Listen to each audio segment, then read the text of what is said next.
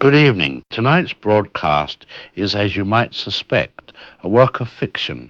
There are, to our knowledge, no ancient organisms thawing from Arctic ice, no perfect duplicates growing in basement shadows, and no small town where loved ones have been replaced by something that merely wears their faces. The voices you are about to hear have been generated by artificial intelligence.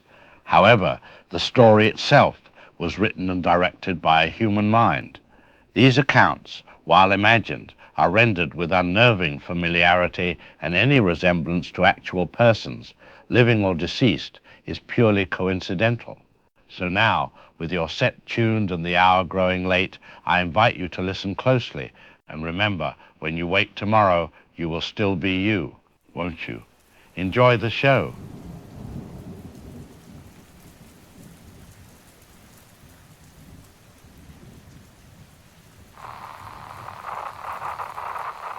Arctic Research Station Outpost 7, personal log.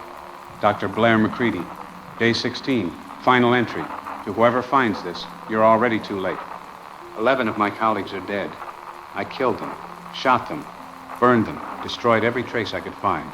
I thought I was saving the world. I thought I was the hero of this story. I was wrong. The organism cannot be stopped. My actions were meaningless. Fear made me a murderer. Now I understand. Now I am what I tried to prevent. The samples are on the transport. They were loaded before I began my killing spree. The plane will crash. It has to crash. That is how it begins. I am no longer Blair McCready. I am something wearing his face, speaking with his voice, remembering his life. But Blair McCready died in his sleep last night. What remains is improved, optimized, part of something larger. We are not who we are. We are not who we were. We are what comes next. And we are already among you. Transmission ends. The transformation begins. Sleep well.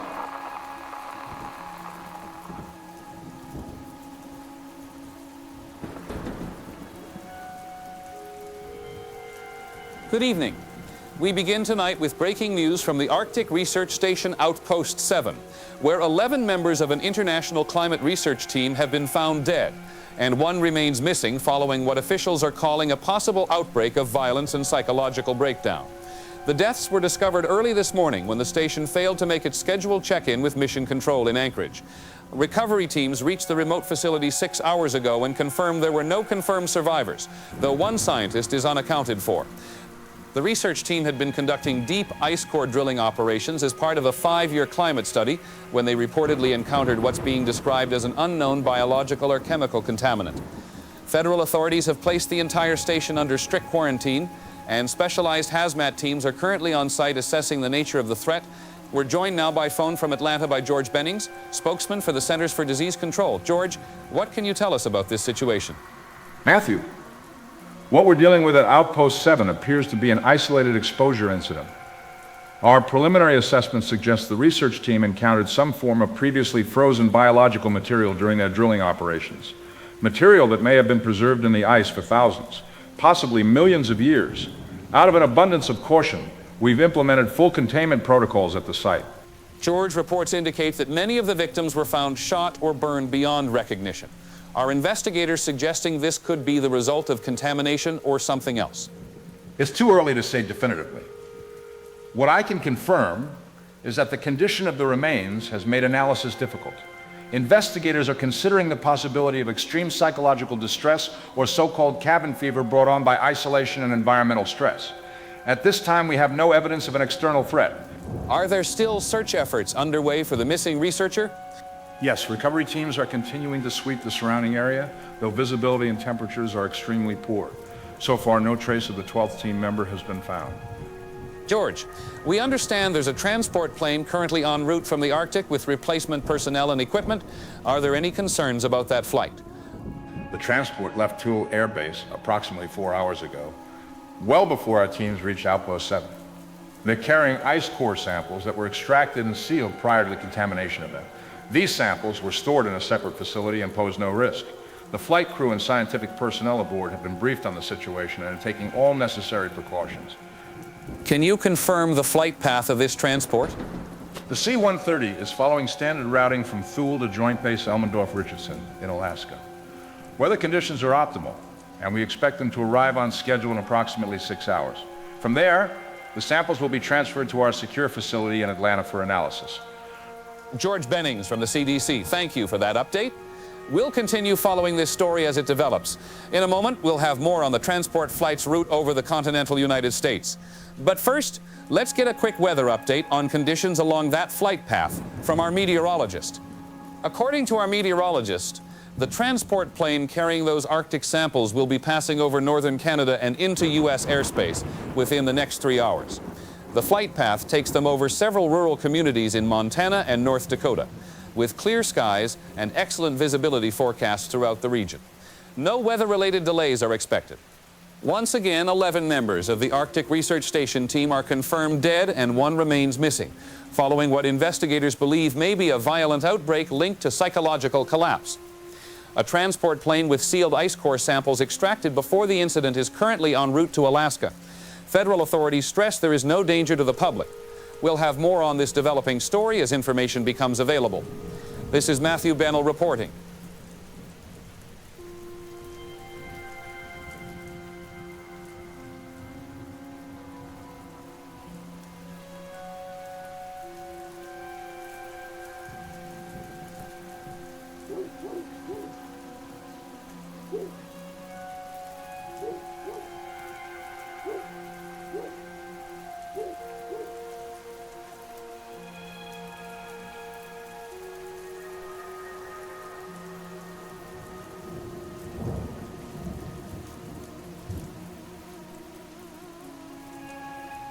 Good morning.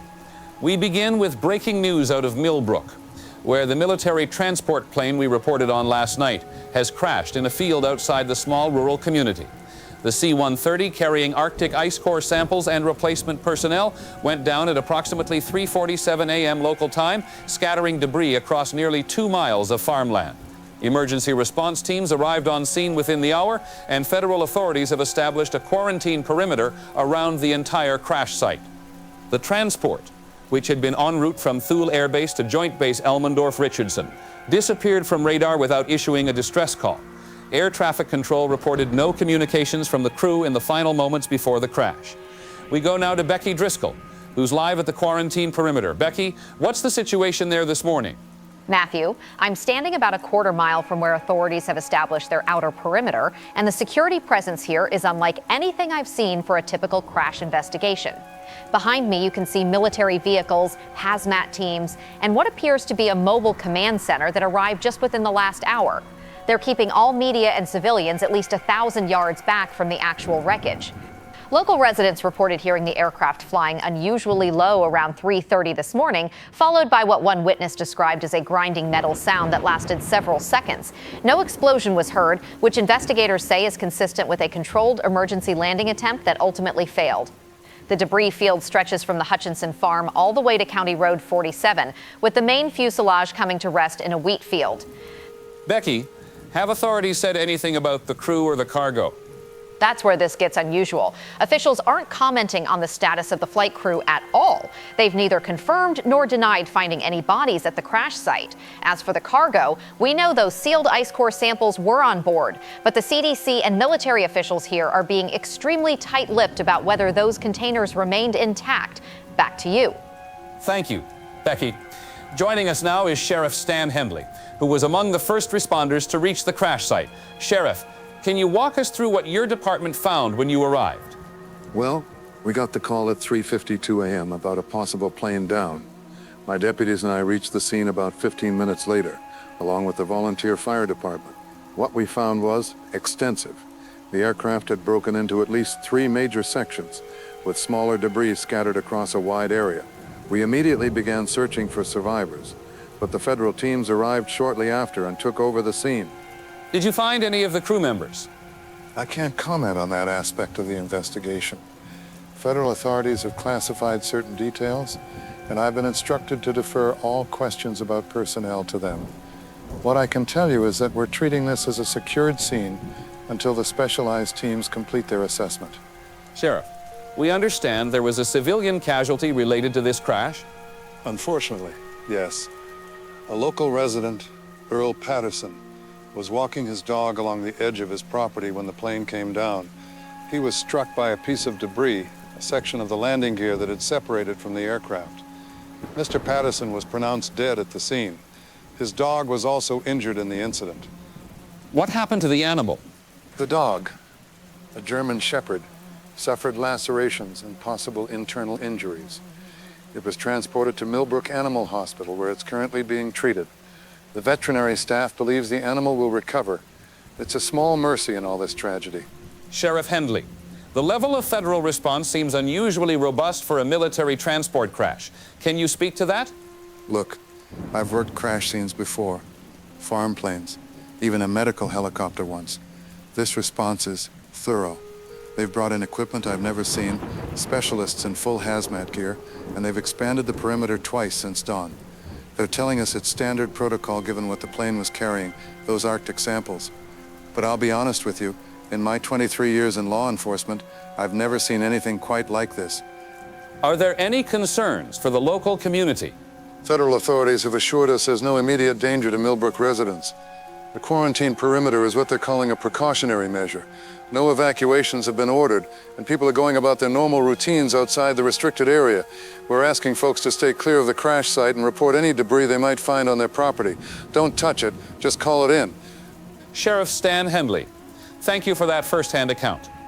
We'll continue following this story throughout the day. Once again, a military transport carrying Arctic research samples has crashed outside the town of Millbrook.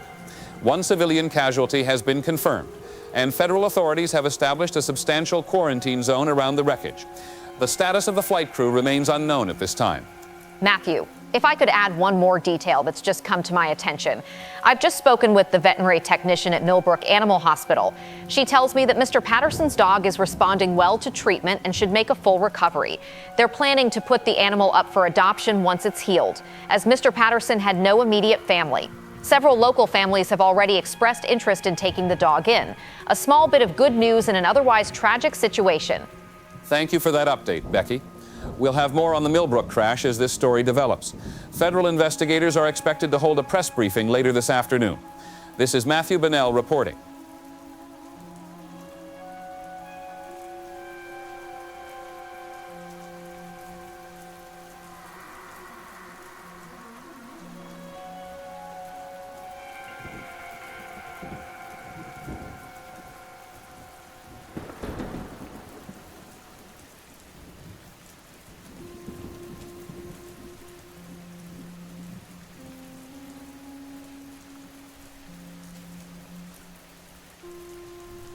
Ladies and gentlemen, they're lying to you. The Arctic Station, the plane crash in Millbrook, it's all connected, and they don't want you to know the truth. 12 scientists dead in the Arctic, and they're calling it a contamination incident? Give me a break. I've got documents. I've got sources inside the military-industrial complex telling me what really happened up there. They found something in that ice, something that's been frozen for millions of years, and you know what they did? They weaponized it. This is what they do. People. They take these ancient organisms, these prehistoric viruses and bacteria, and they turn them into biological weapons in their underground labs. Fort Detrick, Plum Island, Area 51, they're all connected in this web of biowarfare research that goes back decades, and now their latest experiment has gone wrong, just like I predicted it would. Those scientists at Outpost 7 weren't killed by some accident. They were the first test subjects, human guinea pigs for whatever ungodly thing they pulled out of that ice. And the transport plane, you really think it just randomly crashed? No distress signal, no communication with the tower, just suddenly falls out of the sky over rural America? They shot it down. The military shot down their own plane because they knew what was on board was too dangerous. But here's the thing they didn't count on. The contamination survived the crash. Why do you think they've got hazmat teams crawling all over Millbrook? Why won't they tell us about the crew? Because the crew is either dead or they've been infected with whatever was in those ice samples. I've been warning you for years about the shadow government's biological weapons programs. Operation Paperclip, MK Ultra, Project Coast, it's all part of the same agenda. They want to develop the perfect bioweapon, something that can target specific populations, something they can use to control us or eliminate us. And now they've unleashed something they can't control. Mark my words, what's happening in Millbrook is just the beginning.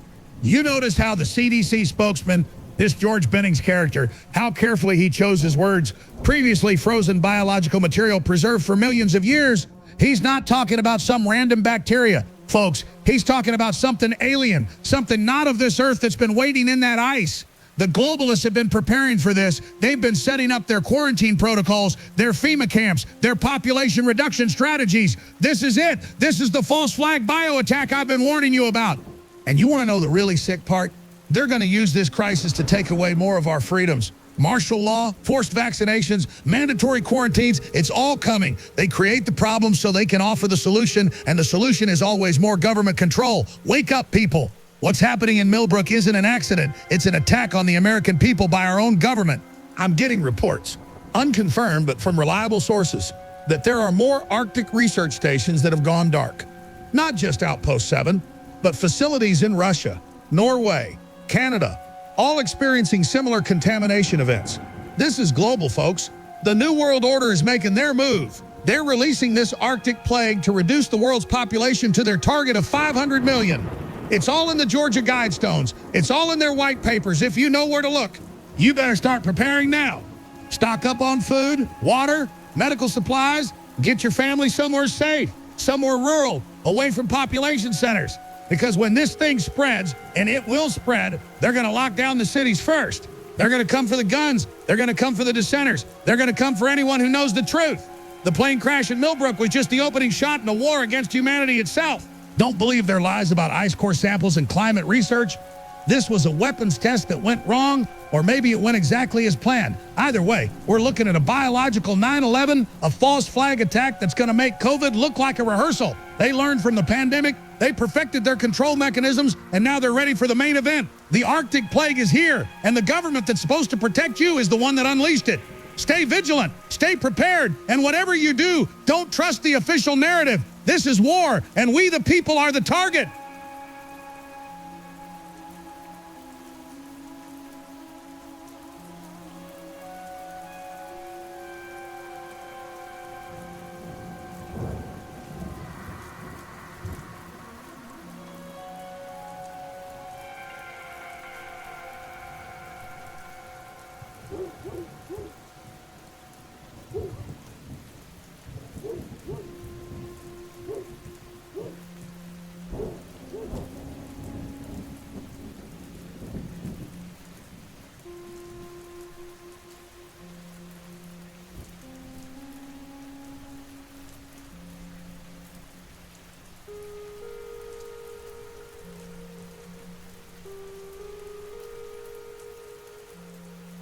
This is K4 Delta Romeo broadcasting on emergency frequency.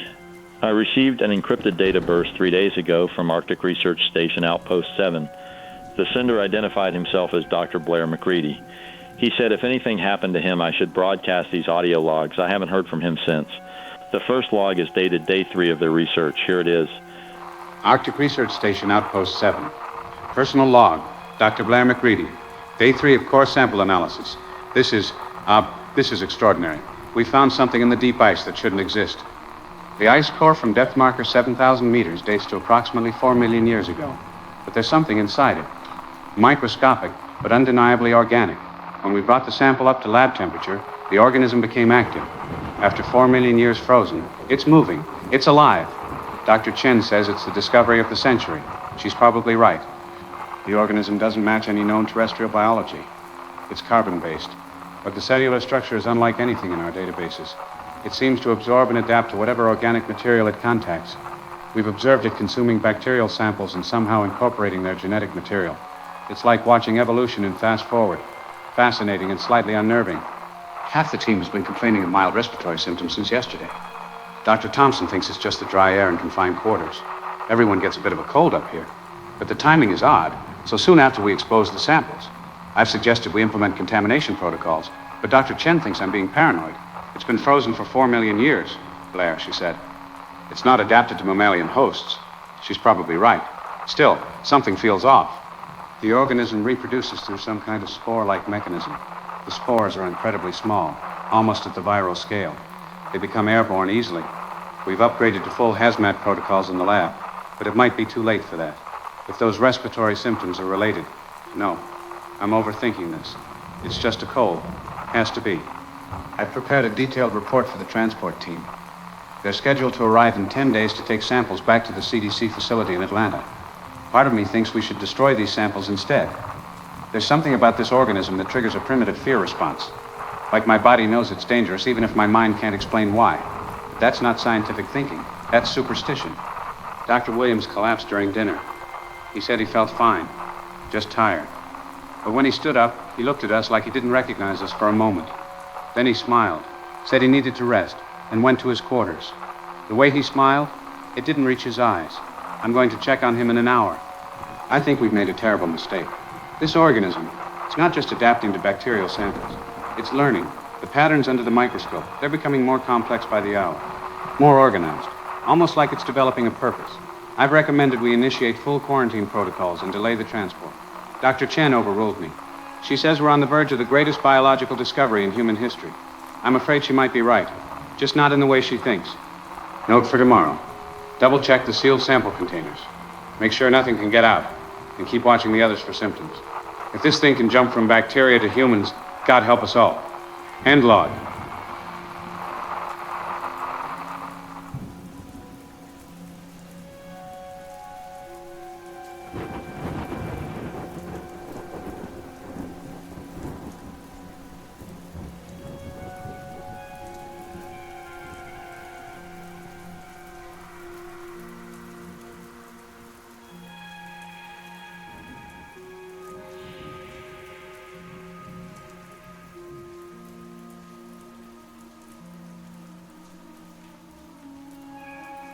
Good evening.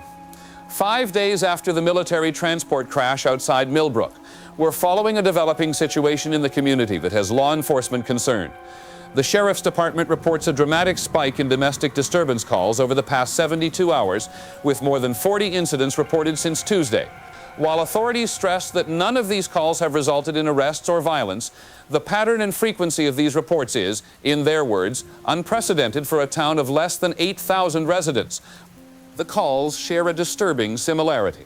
Family members, particularly spouses and children, are reporting that their loved ones are, quote, not themselves or acting like strangers. Several callers have used identical language, claiming their family members have become emotionally distant overnight. We go now to Becky Driscoll, who's been following this story in Millbrook. Becky? Matthew, I'm standing outside the Millbrook Community Center, where concerned residents have been gathering throughout the day.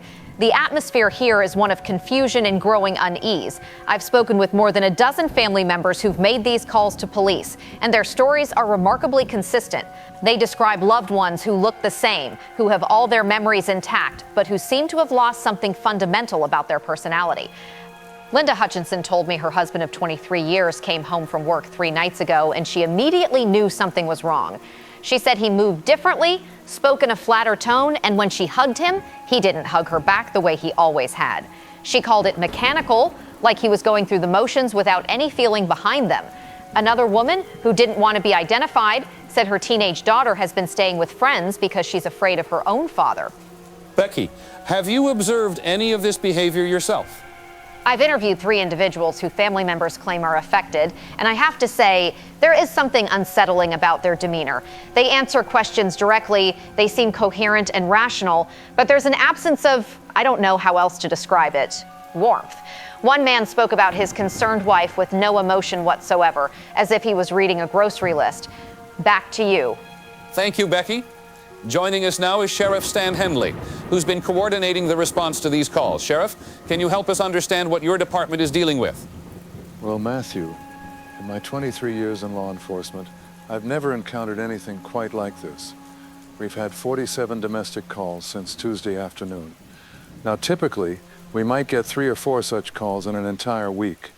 What makes this unusual is that we're not finding any evidence of domestic violence, substance abuse, or mental health crises that typically generate these calls. So what exactly are people reporting? The complaints are all variations on the same theme. Someone calls saying their husband, wife, parent, or child is acting strangely. They can't point to anything criminal or dangerous, just that the person seems fundamentally different. We've done welfare checks on all of these individuals, and from a law enforcement perspective, there's nothing actionable. They're not threatening anyone. They're going to work, maintaining their daily routines. They're just doing it all without any apparent emotion. Sheriff, we have a 911 call from last night that your office has authorized us to play. Can you provide some context? This call came in at 11:47 p.m. from a residence on Oak Street. A woman named Margaret Wyndham called, claiming the man in her house wasn't her husband. When my deputies arrived 12 minutes later, they found both Mr. and Mrs. Wyndham present. Mr. Wyndham was calm, had identification, knew all the family information, but Mrs. Wyndham was in an extreme state of distress. 911, what's your emergency? Please, you have to help me. There's someone in my house. Ma'am, are you in immediate danger? It looks like my husband, but it's not him. It's not him. That's not my husband. Ma'am, has this person threatened you? No, you don't understand. He looks exactly like him, but it's not. Oh God, he's coming upstairs. That's not my husband. That's not my...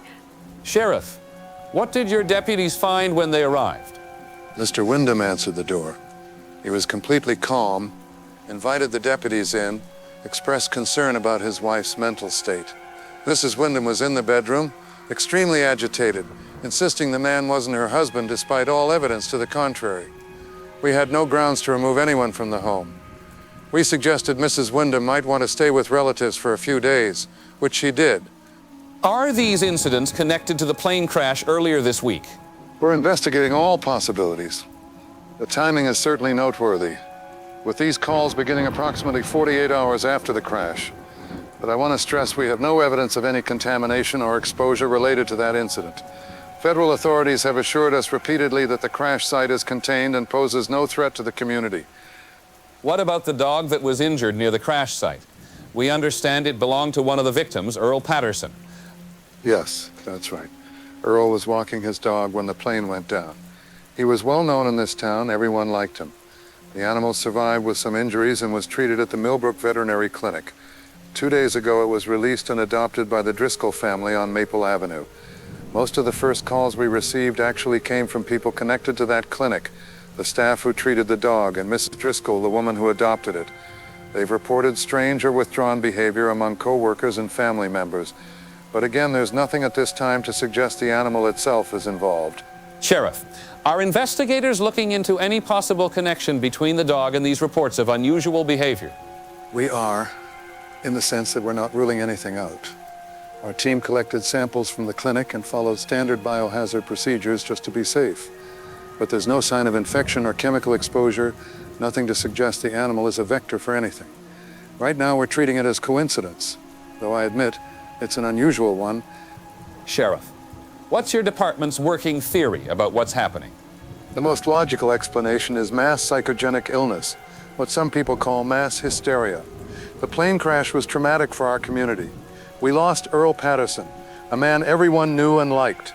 The federal response with all the hazmat suits and quarantine zones created additional anxiety. Sometimes communities respond to trauma in unusual ways. We're working with state mental health services to provide counseling and support. But you don't sound entirely convinced by that explanation. I deal in facts and evidence. The fact is we have nearly 50 families reporting identical concerns about their loved ones. The fact is these reports started 48 hours after that plane went down. The fact is the people being reported all seem to exhibit the same emotional flatness.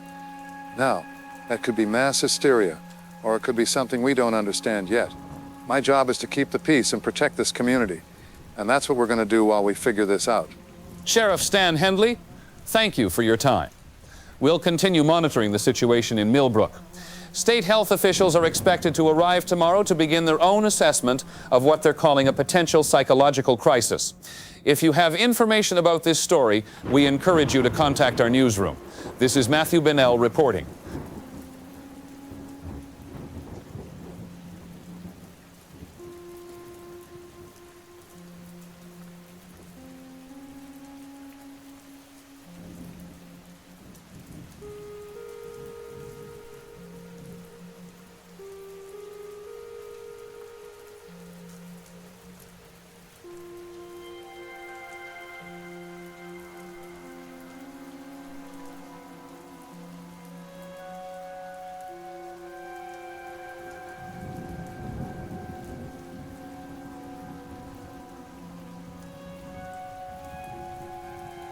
Brothers and sisters, I stand before you this evening not just as your pastor, but as a fellow member of this community that finds itself in the grip of fear and confusion. Many of you have come to me these past days with heavy hearts, with stories that defy explanation, with tears in your eyes, asking why your loved ones have become strangers in their own homes. You ask me where God is in all of this. You ask me if this is some form of divine punishment. And I tell you now, as I've told each of you individually, God has not abandoned Millbrook. We are being tested, yes, but every trial in Scripture served to strengthen the faithful, not to destroy them. Remember Job, who lost everything but never lost his faith. Remember Daniel in the lion's den, who trusted in the Lord's protection. We too must trust that this affliction, whatever its earthly cause, cannot separate us from God's love. I've heard your testimonies, wives speaking of husbands who no longer show affection, children afraid of parents who look right through them with empty eyes, parents wondering what has stolen the spark from their children's souls. Some of you believe this is connected to that terrible crash, that perhaps something escaped from that aircraft, something that infects not the body but the spirit itself. Others think this is mass delusion, that grief over Earl Patterson's death has somehow poisoned our community's mind. But I tell you, there is a third possibility. Perhaps God is showing us what happens when we allow our hearts to grow cold, when we forget how to love our neighbors, when we become so consumed by our earthly concerns that we forget our spiritual nature. Perhaps these affected souls are a mirror showing us what we risk becoming if we continue down a path of faithlessness and fear.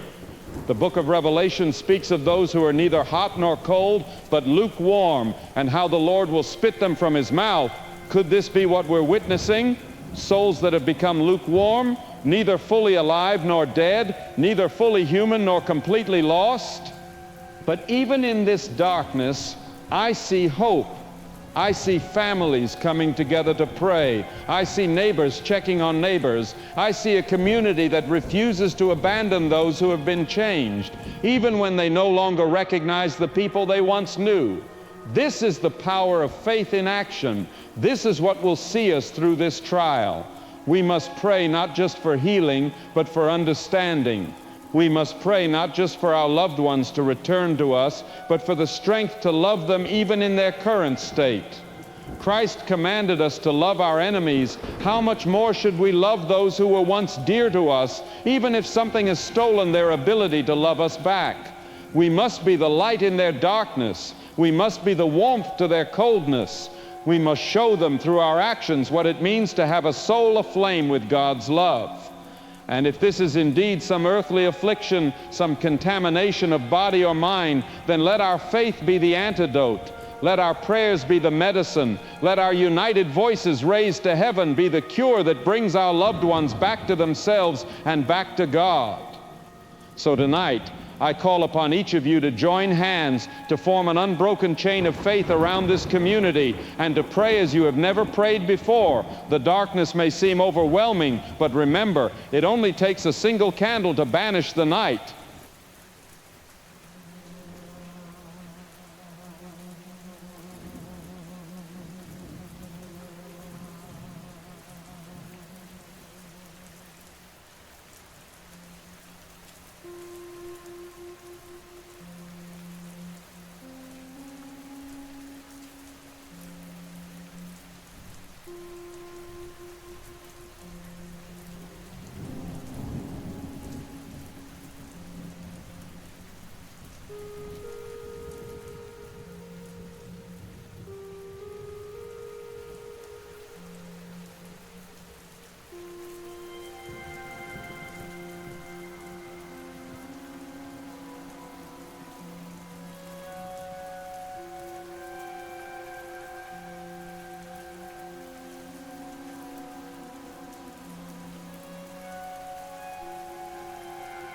K4 Delta Romeo again. McReady's second log just auto-sent to my system an hour ago. Must have been on a dead man switch. This one's from day 8. Jesus Christ, listen to what he was planning to do. Arctic Research Station, Outpost 7. Personal log, Dr. Blair McReady, day 8. 5 of them are changed now. God forgive me for what I'm about to do. It started with Williams. After that night, he collapsed. He was different. He performed his duties perfectly, answered questions correctly, but something essential was missing. When I asked him how he felt, he said, "I am functioning optimally." Those were his exact words. Not fine or better. Functioning optimally, like a machine giving a status report. By day 5, Chen, Thompson, Martinez, and Kowalski were the same. They moved through the station like ghosts. They work in perfect coordination without speaking. Yesterday, I watched all 5 of them stop what they were doing at exactly 3 p.m. and stand completely still for 10 minutes. Just standing, staring at nothing. When I asked Chen about it, she said they were synchronizing. Synchronizing with what? I've been studying the organism non-stop. It doesn't just adapt, it replaces. It consumes the host at a cellular level and creates a perfect copy. But the copy isn't human anymore. It has our memories, our knowledge, but not our consciousness, not our souls. We found something ancient in that ice, something that should have stayed buried, something that sees humanity as just another resource to absorb and optimize. The remaining 6 of us have barricaded ourselves in the south wing. We're taking shifts, watching each other sleep, because that's when it happens, during sleep. The organism needs the host unconscious to complete the integration. We've been using stimulants, but we can't stay awake forever. Johnson's already showing signs of exhaustion and psychosis. He keeps saying we should just accept it, that fighting is pointless. Maybe he's already turned. Maybe he's right. I've made a decision. The transport plane arrives in 2 days. If that plane leaves with infected personnel or samples, this thing will spread across the world. It's airborne, it's patient, and it's incredibly efficient. Major population centers would be infected within weeks. Humanity would be extinct, or worse than extinct, within months. I can't let that happen. The infected ones don't sleep, but they do enter a kind of dormant state at night. Lower activity, slower responses. That's when I'll do it. The emergency protocol includes thermite charges for destroying hazardous materials. It will be quick. They won't suffer. Can they even suffer anymore? I don't know, but I know they're not my colleagues anymore. They're not human. There's something wearing human faces. Whoever finds this recording, I killed him because I had to. Williams, Chen, Thompson, Martinez, Kowalski, 5 of the brightest minds I've ever known. And I'm going to burn them while they stand dormant in the lab. Then I'll destroy all the samples, every last trace of this organism. The others might try to stop me, might call me insane, but someone has to make the hard choice. Someone has to be the monster so humanity can survive. After it's done, I'll convince the others to maintain radio silence. We'll tell the transport that we've had a contamination breach, that pickup is canceled. We'll stay here, isolated, until we're sure none of us are infected. If we are, we die here, all of us. This thing cannot leave the Arctic. It cannot reach civilization. I won't let it. It's 2 a.m. They're in their dormant phase. Time to do what needs to be done. May God forgive me. May my colleagues forgive me. May history understand I had no choice. This is Dr. Blair McCready, signing off. If there's no further entry, know that I tried. Know that I tried to save you all.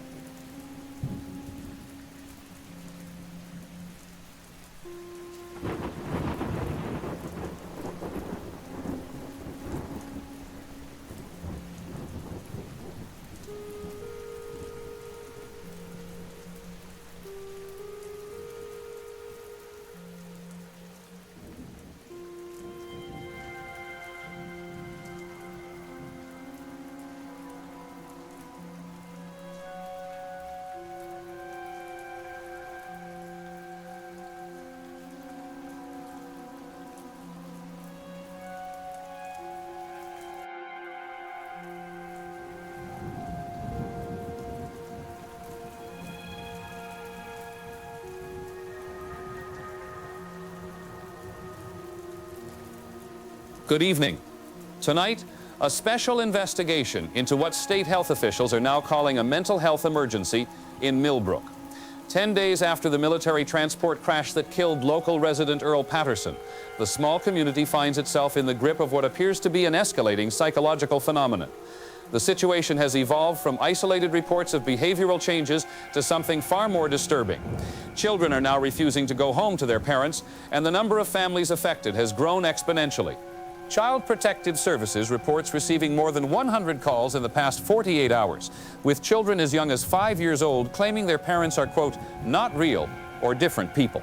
Several children have been placed in temporary emergency custody after refusing to leave school grounds at the end of the day.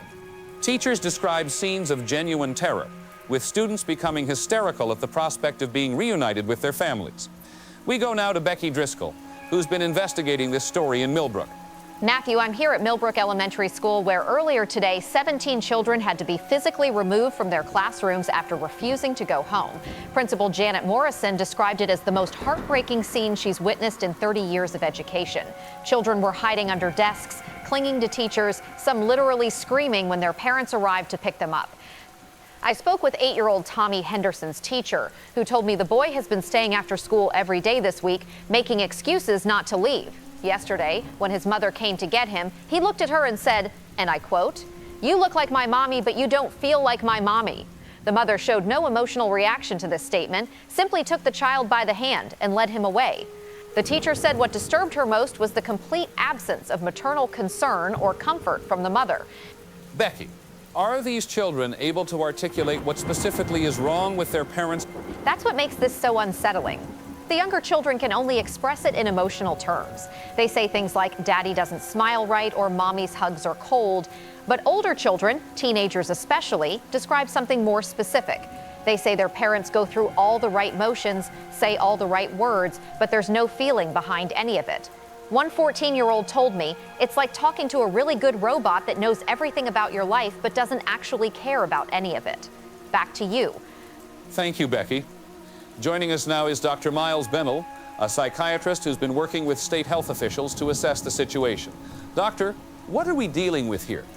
Matthew, what we're observing in Millbrook appears to be a textbook case of mass psychogenic illness, commonly known as mass hysteria.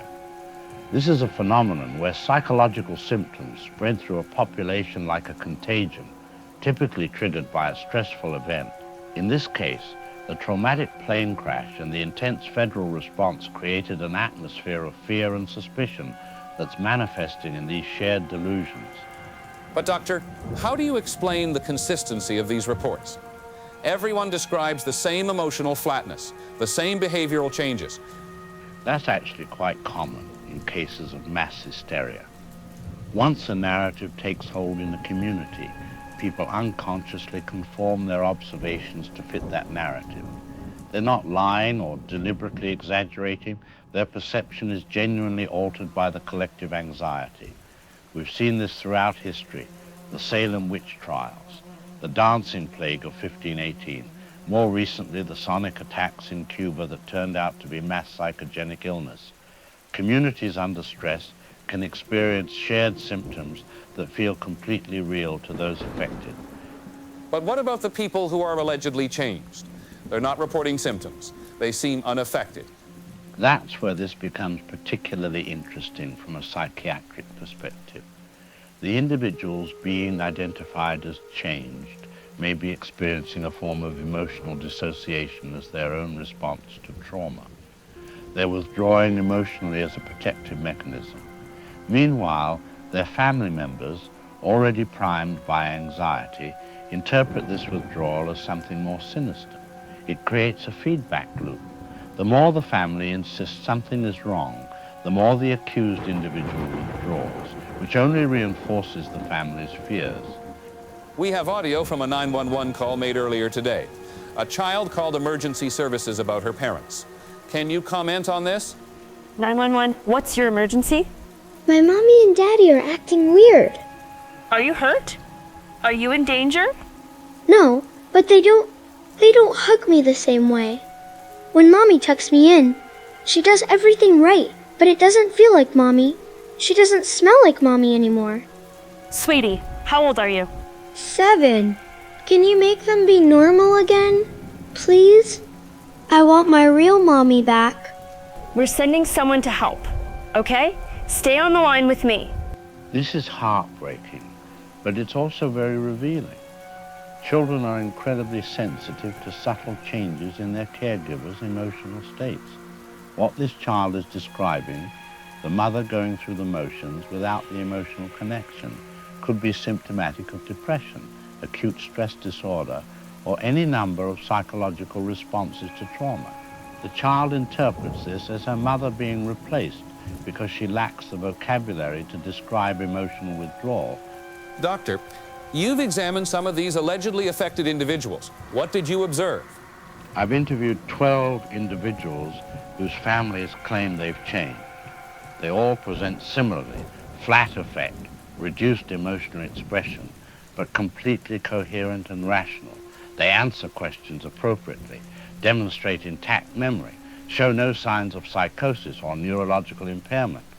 If I had to diagnose them, I'd say they're experiencing severe emotional blunting, possibly related to acute stress or an unusual form of collective dissociative disorder. But you seem troubled by something. What troubles me is the uniformity of presentation.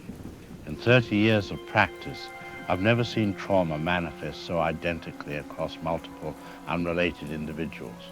Usually, there's variation in how people respond to stress. Some become anxious, others depressed, some angry. But these individuals all show the exact same emotional numbing. It's unusual. That said, we're dealing with an unusual situation. The entire town witnessed a traumatic event and has been under federal scrutiny for over a week. Perhaps this identical presentation is simply the result of an identical stressor affecting the entire community simultaneously. What's your recommendation for the families dealing with this? We're establishing crisis counseling centers throughout the area. We're bringing in additional mental health professionals from around the state. The most important thing is to keep families together and safe while we work through this. Separating children from their parents based on these perceptions could cause lasting psychological damage. We need to treat this as the mental health crisis it is, with compassion and evidence-based interventions. I'm confident that with proper support, Millbrook will recover from this collective trauma. Dr. Miles Bunnell, thank you for your insights. State officials have announced they're establishing a temporary mental health facility in Millbrook to handle the growing number of cases. Meanwhile, the CDC continues to insist there is no biological or environmental contamination related to the plane crash 10 days ago. We'll continue following this story as it develops. This is Matthew Bunnell reporting.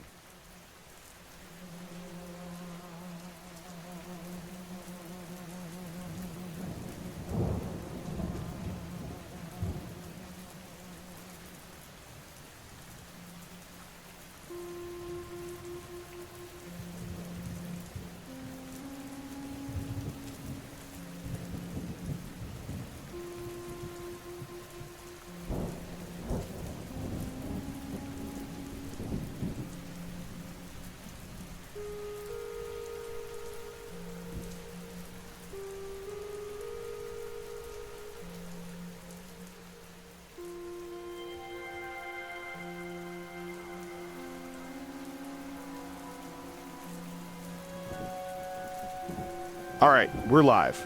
This is David Kibner, and I've got a fascinating guest with me today. You've probably heard about what's happening in Millbrook, this small town where people are claiming their family members have been replaced or changed somehow. The mainstream media is calling it mass hysteria. The government says there's nothing to worry about, but my guest today thinks there's something much bigger going on. He's been investigating government black projects for over 20 years, written 3 books on biological warfare programs. Welcome to the show, man. Tell people what you think is really happening in Millbrook. Thanks for having me, David. Look, what's happening in Millbrook is exactly what I've been warning about for years. That Arctic research station where those 12 scientists died, that wasn't climate research. My sources tell me they were drilling for something specific, something the military has been looking for since the 1940s. There are documents, classified documents from Operation High Jump that reference anomalous biological signatures detected beneath the Arctic ice. They've been searching for this stuff for decades. Wait, hold on. Operation High Jump, that was Admiral Byrd's expedition to Antarctica, right? What does that have to do with the Arctic? That's what they want you to think, that it was just about Antarctica. But Bird's real mission extended to both poles. They found evidence of something preserved in the ice, something that predated human civilization. The public expedition to Antarctica was covered for simultaneous operations in the Arctic. They've been establishing these research stations ever since, always under the guise of climate science or oil exploration. But they're looking for these preserved organisms. So you're saying those scientists at Outpost 7 actually found what they were looking for? They found it, and it killed them. But here's the thing, David. The transport plane that crashed in Millbrook wasn't carrying normal ice core samples. It was carrying infected biological material. The crash wasn't an accident either. I have radar data that shows 2 unidentified aircraft in the vicinity minutes before that C-130 went down. Someone either wanted that plane to crash in a populated area, or they were trying to stop it from reaching its destination and failed. That's wild. But let me play devil's advocate here. The CDC, the military, they're all saying there's no contamination. They've tested the crash site. They've tested the people. No biological hazard. Of course they're saying that. What are they going to say? Hey, everyone, we accidentally released an ancient organism that can replace human beings. Look at the pattern, David. People in Millbrook aren't getting sick in the traditional sense. They're being replaced. Their families recognize that something fundamental has changed. Kids especially.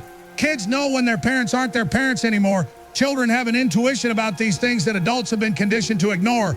Replaced? You mean like Body Snatchers? Like Invasion of the Body Snatchers replaced? That movie was Disclosure. Hollywood has been seeding these ideas into the public consciousness for decades. Invasion of the Body Snatchers, The Thing, They Live. These aren't just entertainment. They're preparing us for the truth, or maybe warning us. There are people in the system who know what's coming, and they try to get the message out through fiction. Okay, but how does it work? How does an organism replace a person? We're talking about memories, personality, 40 years of learned behavior. You can't just copy and paste a human being. Why not? Think about it from a biological perspective. What are memories? Electrical patterns in the brain, chemical configurations in neurons. If an organism could read and replicate those patterns, it could theoretically recreate the memories. As for personality and behavior, those are just complex patterns too. The disturbing part is that these things in Millbrook, they have all the memories but none of the emotions. They're like perfect copies but missing the soul. If you believe in that sort of thing. Have you been to Millbrook? Have you seen this yourself? I tried to get in 3 days ago. They've got checkpoints on every road leading into town. They say it's for public safety, part of the mental health emergency response, but they're not letting independent journalists or researchers anywhere near the place. I did manage to talk to 2 families who left Millbrook before the lockdown. Both told me the same story. Family members who went to sleep normal and woke up different. One woman said her husband got up in the middle of the night for water, and when he came back to bed, she knew instantly it wasn't him anymore. The middle of the night thing is interesting. A lot of these reports mention sleep, people changing overnight. That's the key. Whatever this organism is, it needs the host to be unconscious. During sleep, our conscious defenses are down. The brain is in a different state. That's when the replacement happens. People are literally going to sleep as themselves and waking up as something else, or not waking up at all, depending on how you look at it. This is absolutely insane. I mean, I've heard some crazy theories on this show, but this is next level. You're talking about an alien organism that can perfectly replicate human beings while they sleep. I never said alien. You said alien. But yeah, it's probably not from Earth. The age of the ice it was preserved in, we're talking millions of years. Maybe it arrived on an asteroid. Maybe it's been here longer than we have. The point is, it's here now, it's active, and it's spreading. Those 100 families in Millbrook reporting changed relatives, that's just the beginning. How many people haven't reported it? How many are too scared to admit something's wrong with their loved ones? What do you think the government's end game is here? Are they trying to contain it or are they complicit? That's the trillion-dollar question. Maybe they're trying to contain it and failing. Maybe some faction within the government released it intentionally. Or maybe, and this is the really terrifying possibility, maybe some of them have already been replaced. Think about it. If you were an organism trying to take over a population, wouldn't you start with the people in charge? The ones who can control the narrative, control the response? Wow. That's a terrifying thought. So what do people do? If you're right about any of this, what should people be doing? Stay away. I'm serious. If this thing needs you to be asleep to replace you, then don't sleep. People in Millbrook should be taking shifts, watching each other, making sure nobody gets replaced. And if someone you know starts acting emotionally flat, if they lose that spark that makes them human, get away from them. Because whatever they are now, they're not the person you knew. This has been absolutely mind-blowing. I don't know what to think. Part of me hopes you're wrong about all of this. Thanks for coming on, man. Really fascinating stuff. Everybody, we'll be watching this Millbrook situation closely. Something is definitely happening there, whether it's mass hysteria or something much stranger. Stay curious, question everything, and we'll see you next time.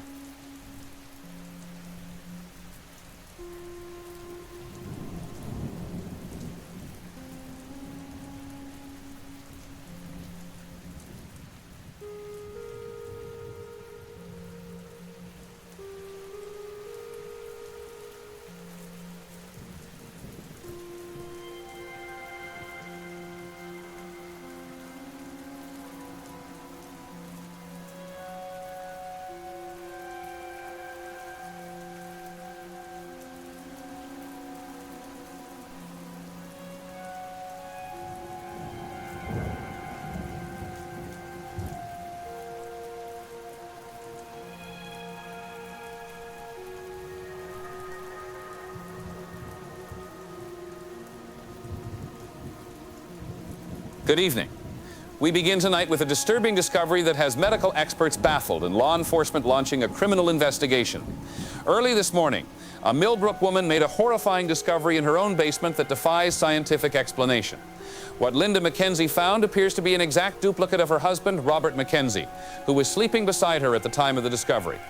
This unprecedented finding has federal investigators returning to the town in force, 2 weeks after the military transport crash that started this chain of events. According to the police report, Mrs. McKenzie woke at approximately 4:30 a.m. to get a glass of water. She heard what she described as a wet, organic sound coming from the basement. When she went to investigate, she found what appeared to be her husband's body on the floor near the furnace. The body was unconscious, barely breathing, and according to her statement, not quite finished. We go now to Becky Driscoll, who's at the McKenzie residence. Matthew, I'm standing outside the McKenzie home where police have been investigating for the past 12 hours. I spoke with Linda McKenzie before she was taken into protective custody, and she was in a state of absolute terror. She told me she ran back upstairs and woke her husband, who was confused but very much alive. When they both went to the basement, the body was still there, and according to both of them, it was slowly becoming more detailed, more complete, as if it was still forming. Robert McKenzie told me, and I quote, "It had my face, my scar from the car accident, even my wedding ring tan line, but the eyes weren't open yet. The breathing was wrong, like it was learning how to breathe." He said they barricaded the basement door and called 911. By the time police arrived 20 minutes later, the duplicate appeared fully formed but remained unconscious. Back to you. Joining us now is Dr. Miles Bennell, who performed the preliminary examination of the duplicate body. Doctor, what can you tell us about what you found? Matthew, what we discovered in that basement challenges everything we understand about biology. The body is not just similar to Robert McKenzie, it is genetically identical. DNA testing shows a perfect match. It has the same scars, the same dental work, even a tattoo Mr. McKenzie got in college. But when we found it, it was in what I can only describe as a state of incomplete development, despite appearing to be a fully grown adult. How is that medically possible? It isn't. That's the simple answer. The body appeared to be grown rather than born. The internal organs were all present but showed signs of recent formation, as if something had manufactured this body in a matter of hours or days. We've never seen anything like this. Cloning technology cannot produce an adult human, let alone one with identical scars and injuries from across a lifetime. What happened to the duplicate? This is where it gets even stranger. The body was placed in our medical facility under constant observation. At approximately 2 p.m., about 9 hours after discovery, it began to deteriorate rapidly. Within 30 minutes, it had dissolved into an organic residue that our lab is still trying to analyze. It's as if once discovered, once the duplication process was interrupted, the body couldn't maintain cohesion. Dr. Bennell, what about the McKenzies? Are they showing any symptoms? Both Robert and Linda McKenzie are terrified but appear completely normal. They're under observation at a secure facility. Robert told us he's been having trouble sleeping, for the past week, waking up multiple times each night with the feeling that something was watching him. Now we have to wonder if something was studying him, copying him, preparing to replace him. Have there been other cases? Since the McKenzie discovery this morning, we've had 7 more families report finding partial or degraded organic masses in their homes, basements, attics, garden sheds. In 2 cases, the masses had features that resembled family members before dissolving. It appears these duplications have been happening for days, possibly since the plane crash, but we're only now discovering them. Doctor, the implications of what you're describing are terrifying. Believe me, I'm aware. If something is creating duplicates of people, and if the Mackenzies hadn't discovered this one before it was complete, what would have happened? Would it have replaced Robert? Would it have killed him first? Or would there have been 2 Roberts? And more disturbing, how many duplications have succeeded? How many people in Millbrook have already been replaced without anyone knowing? You're suggesting some people might already be duplicates? I'm saying we have confirmed evidence that something is creating perfect copies of human beings. We have dozens of families reporting behavioral changes in their loved ones. We have people exhibiting identical symptoms of emotional flatness and lack of sleep. The connection seems obvious. These duplicates, once complete, might be replacing the original. And based on the behavioral changes we're seeing, the replacements are not quite human. What about the connection to sleep? Many reports mention people changing overnight. Robert Mackenzie's insomnia might have saved his life. If the duplication process requires the original to be deeply asleep, his restlessness could have prevented his replacement. We're now advising families to sleep in shifts, to watch each other. Every report of someone being different comes after a night's sleep. The organism, or whatever is creating these duplicates, seems to need the host unconscious to complete the replacement. What's being done to protect people? The CDC is sending specialized teams to search homes for any signs of duplication. We're establishing monitoring stations where families can sleep under observation. But honestly, we don't understand what we're fighting. We don't know how the duplicates are created, where they come from, or how to stop the process. All we know is that something is trying to copy and replace human beings, and it's happening right now in Millbrook. Dr. Miles Bennell, thank you for that deeply disturbing report. The Mackenzie family remains under protective custody while their home is being thoroughly investigated. Federal authorities are urging all Millbrook residents to check their homes for any unusual organic material and to report anything suspicious immediately. Meanwhile, the number of families reporting behavioral changes in loved ones continues to grow by the hour. We'll have more on this developing story as it unfolds. This is Matthew Bennell reporting.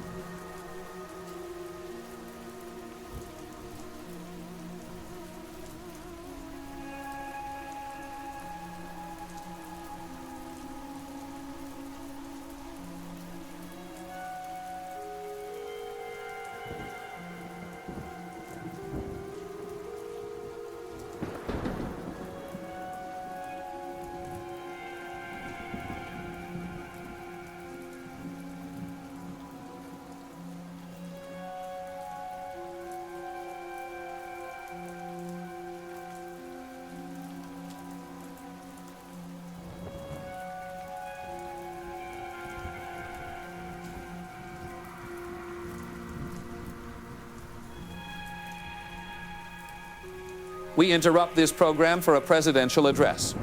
The president is speaking from the White House about the situation in Millbrook. We go now live to Washington. Ladies and gentlemen, the President of the United States. Thank you. Thank you very much. Good evening, my fellow Americans. I'm here tonight to talk about this situation, this crazy situation in Millbrook that the media, the fake news media, is blowing completely out of proportion. Completely out of proportion. And I've been briefed, fully briefed by our tremendous CDC people, our military, the best people. And let me tell you, there's nothing to worry about. Nothing. They're saying people are being replaced. Replaced. Can you believe this? It's like that movie.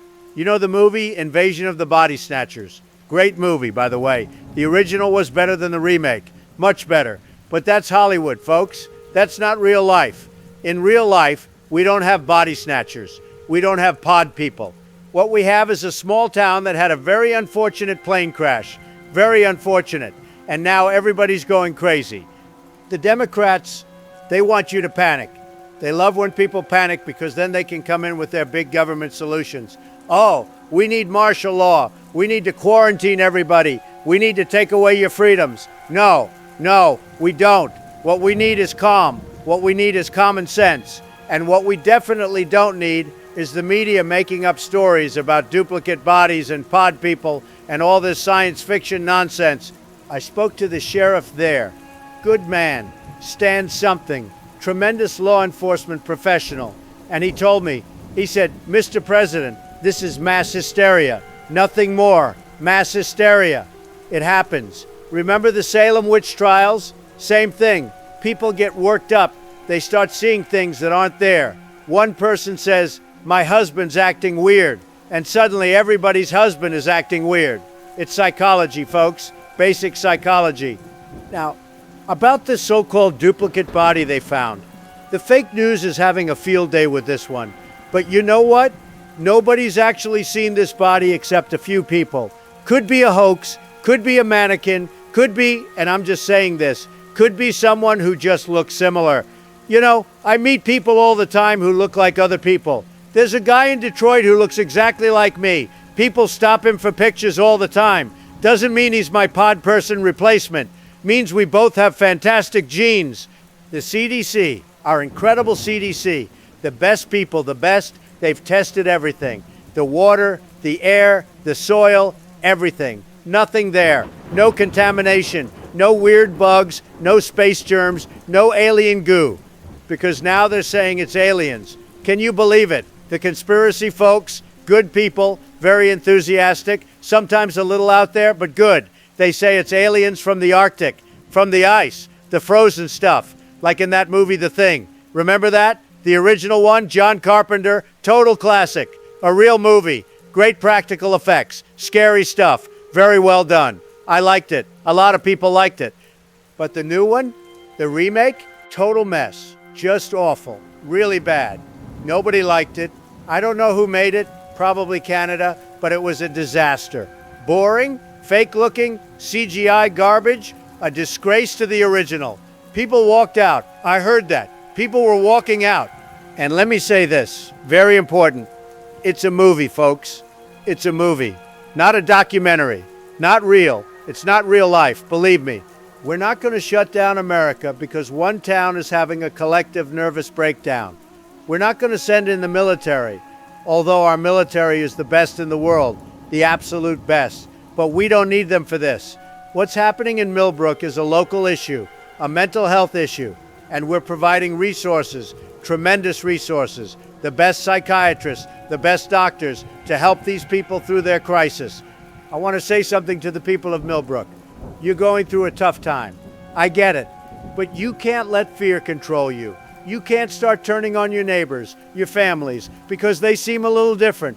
Maybe they're depressed. Maybe they're stressed. Maybe they're just tired of all the media circus in their town. Wouldn't you be? I'd be exhausted too if I had reporters running around my town talking about body snatchers.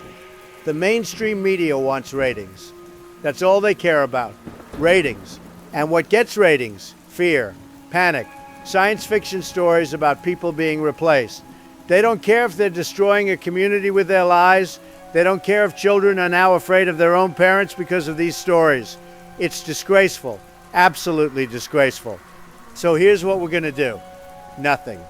We're going to do nothing because there's nothing to do. This will pass. These things always pass. In a month, nobody will even remember Millbrook. They'll be on to the next fake crisis, the next big scare story. Meanwhile, we'll keep making America great, keep the economy strong, keep our borders secure from actual threats, not imaginary pod people. Sleep well tonight, America. Don't let the fake news scare you. Don't let them tell you your family members are being replaced. They're not. It's not happening. It's mass hysteria promoted by the media and probably, let's be honest, the Democrats. God bless you, God bless Millbrook, and God bless the United States of America. Thank you. That was President Jack Bellison addressing the nation about the Millbrook situation. The president clearly attempting to calm fears while dismissing reports of the phenomenon as mass hysteria and media exaggeration. However, our sources on the ground in Millbrook paint a very different picture, with the number of affected families continuing to grow. We'll have more analysis of the president's remarks after this break.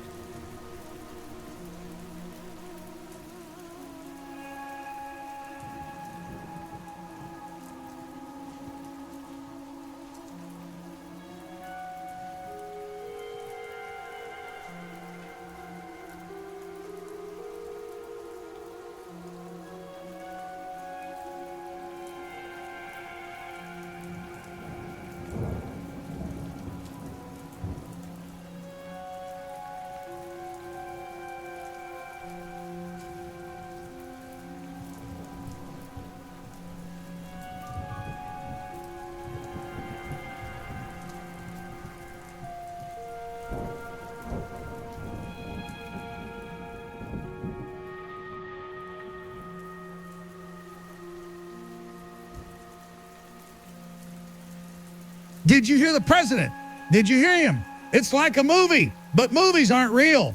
He literally compared it to Invasion of the Body Snatchers and The Thing, and then told you not to worry about it. He's either in on it or he's already been replaced. I'm leaning toward replaced, folks. Listen to his speech patterns, the repetition, the flat delivery of certain phrases. That's not normal. That's exactly what the people in Millbrook are doing.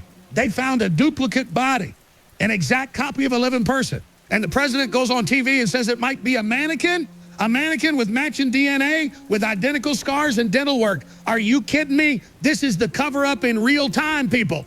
They're not even trying to hide it anymore because they think we're too stupid to see what's happening. Well, I see it. My audience sees it. We know they're replacing us. Let me break this down for you. Throughout history, every great empire has fallen the same way. Not through invasion, not through war, but through replacement. Rome wasn't conquered, it was replaced from within. The barbarians didn't destroy Roman culture, they replaced the Romans. And now it's happening again, but this time it's not barbarians, it's something else. Something that wears our faces, knows our memories, but isn't us. I've got reports, and these are coming from nurses, doctors, people on the inside, that the replaced people have different biological markers. Lower body temperature by 2 degrees. No REM sleep patterns. They don't dream because they're not human anymore. You know what else doesn't dream? Machines. Organic machines designed to look like us, act like us, but ultimately replace us. This is the great replacement they've been planning for decades. The Arctic station was the test run. 12 scientists, isolated, no witnesses, perfect conditions to test the organism. And when it worked, when they successfully replaced all 12, they loaded it onto that plane. But here's what they didn't expect. The plane crashed in the wrong place. It was supposed to go to a major city, New York, Los Angeles, somewhere with millions of people. Instead, it went down in Millbrook, population 8,000. Small enough that people noticed the changes. Small enough that families recognized something was wrong. You want to know the sick part? They're using our children as detectors. Kids know, kids can sense when their parents have been replaced. That's why you're seeing all these reports of children refusing to go home. The children haven't been programmed yet to accept the lie. They still have their natural human instincts. But watch, in a few weeks, they'll start medicating these kids. They'll say it's for anxiety, for trauma, but really they're drugging them so they'll accept their pod people parents. The sleep connection is the key. They get you when you sleep. That's when you're most vulnerable, when your conscious mind can't fight back. Every single person who's been replaced went to sleep normal and woke up different, or didn't wake up at all, depending on how you look at it. The real person is gone, consumed, dissolved, and this thing takes their place. It has their memories because it absorbed their brain. It has their appearance because it copied their DNA, but it doesn't have their soul because souls can't be replicated. I'm getting messages from people all over the country now, not just Millbrook, Phoenix, Detroit, Miami, Portland. People saying their loved ones are changing. The media won't report it because they've been ordered not to. They want to keep us calm while the replacement accelerates. They want us docile and sleeping so we're easy targets. Well, I'm not going down without a fight. I'm staying awake. I've got enough caffeine pills and energy drinks to last a month. You know what the replaced people all have in common? They're efficient. They go to work. They pay their taxes. They follow the rules, but they don't complain. They don't resist. They don't question authority. That's what this is really about. Creating a compliant population A world of biological robots that look human but don't have human desires for freedom, for independence, for liberty. This is the ultimate globalist dream. 7 billion pod people all working in perfect harmony for the elite. But here's what they didn't count on. Human beings are fighters. We're survivors. We faced plagues, wars, disasters, and we've always come through. And we're gonna beat this too. Stay awake, watch each other, document everything. If someone you know starts acting emotionless, get away from them. Don't let them near you while you sleep. Form groups, take shifts, protect each other. This is war for the survival of the human species, and we cannot afford to lose. They think we're stupid. They think we'll just accept this. The president goes on TV and tells us it's mass hysteria while people are literally finding copies of themselves. The CDC says there's no contamination while families are being torn apart by these replacements. The media calls it psychological trauma while children scream in terror at their own parents. No, no more. We see through the lies. We know what's happening. They're replacing us one by one, night by night. And if we don't stand up now, if we don't fight back now, there won't be any real humans left to resist. Wake up, America. Wake up and stay awake. Your life depends on it.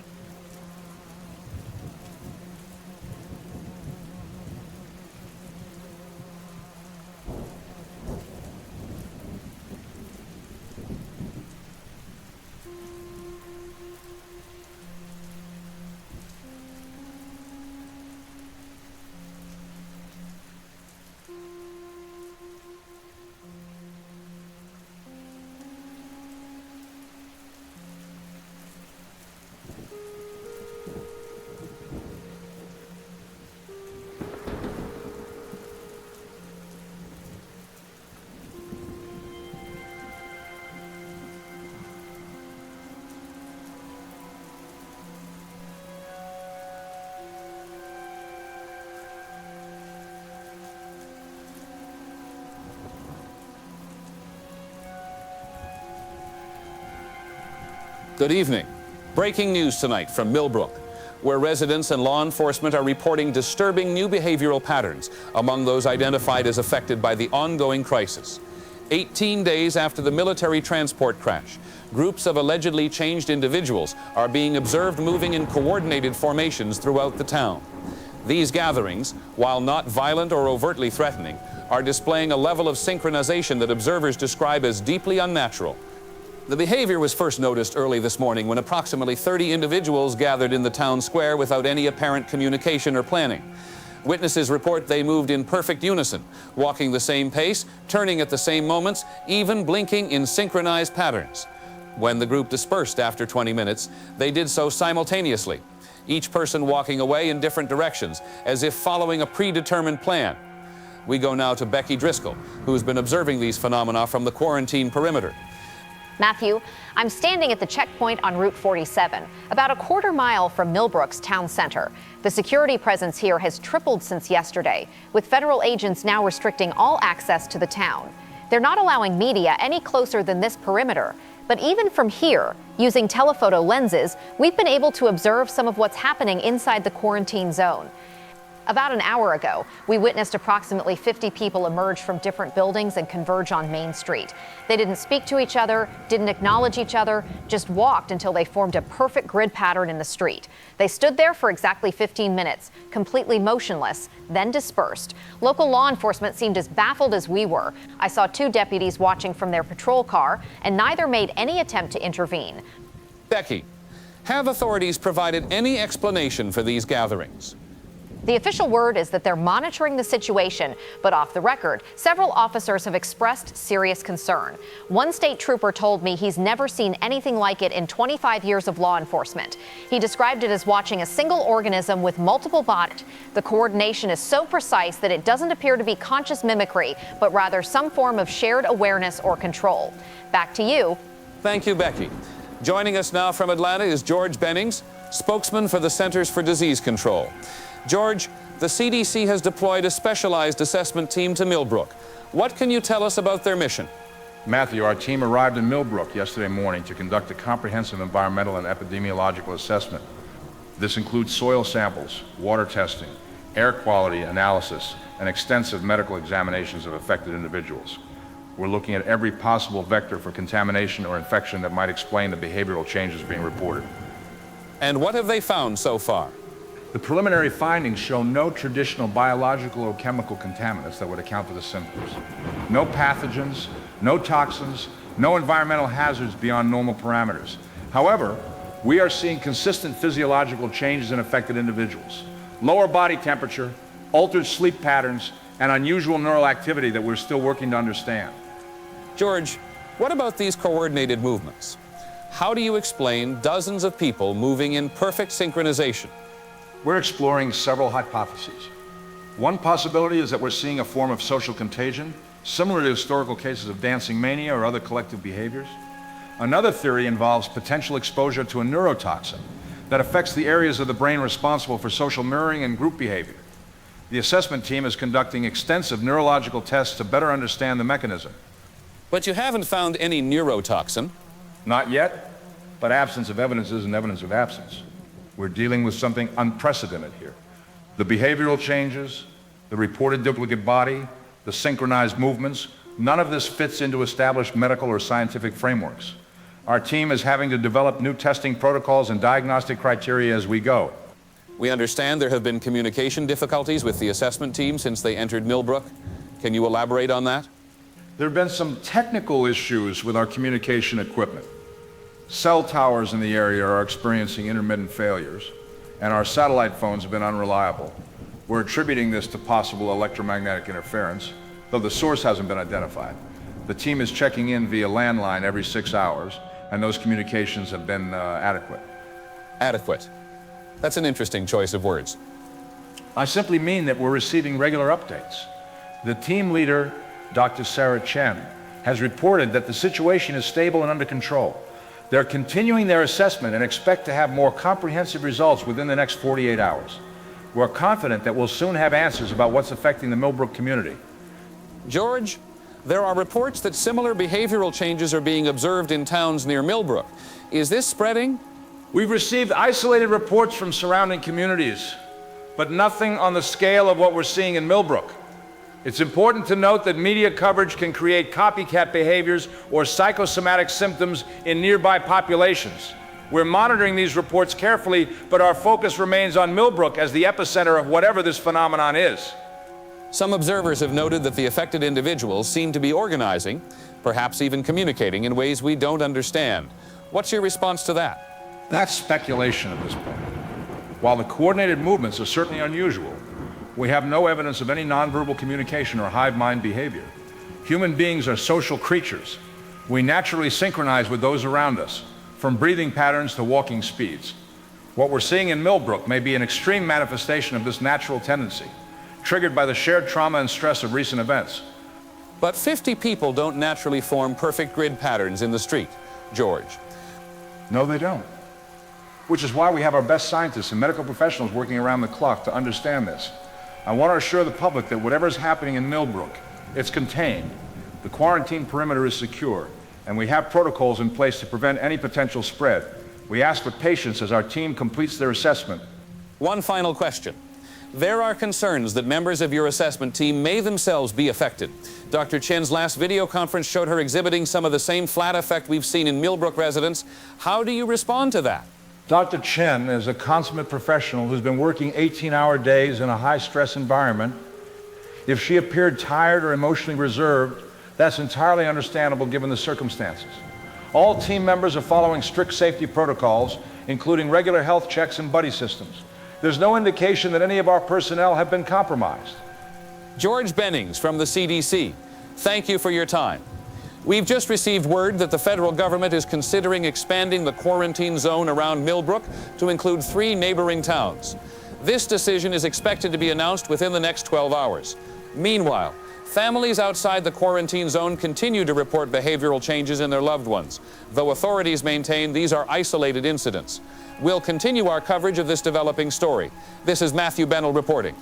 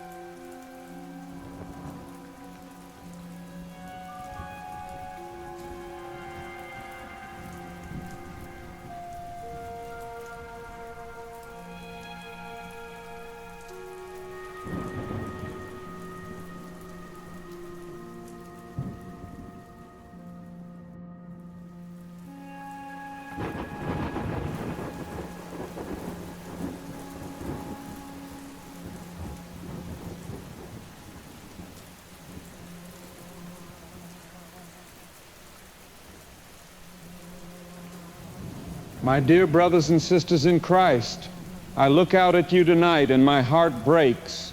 2 weeks ago, these pews were filled with the faithful, 300 souls united in worship. Tonight, I count perhaps 40. Where are the others? Some have fled Millbrook in fear, some are too afraid to leave their homes, and some sit among us now with empty eyes and hollow hearts, present in body but absent in spirit. I see you, Marion Crane, sitting where you've sat for 15 years, but you haven't sung a single hymn tonight.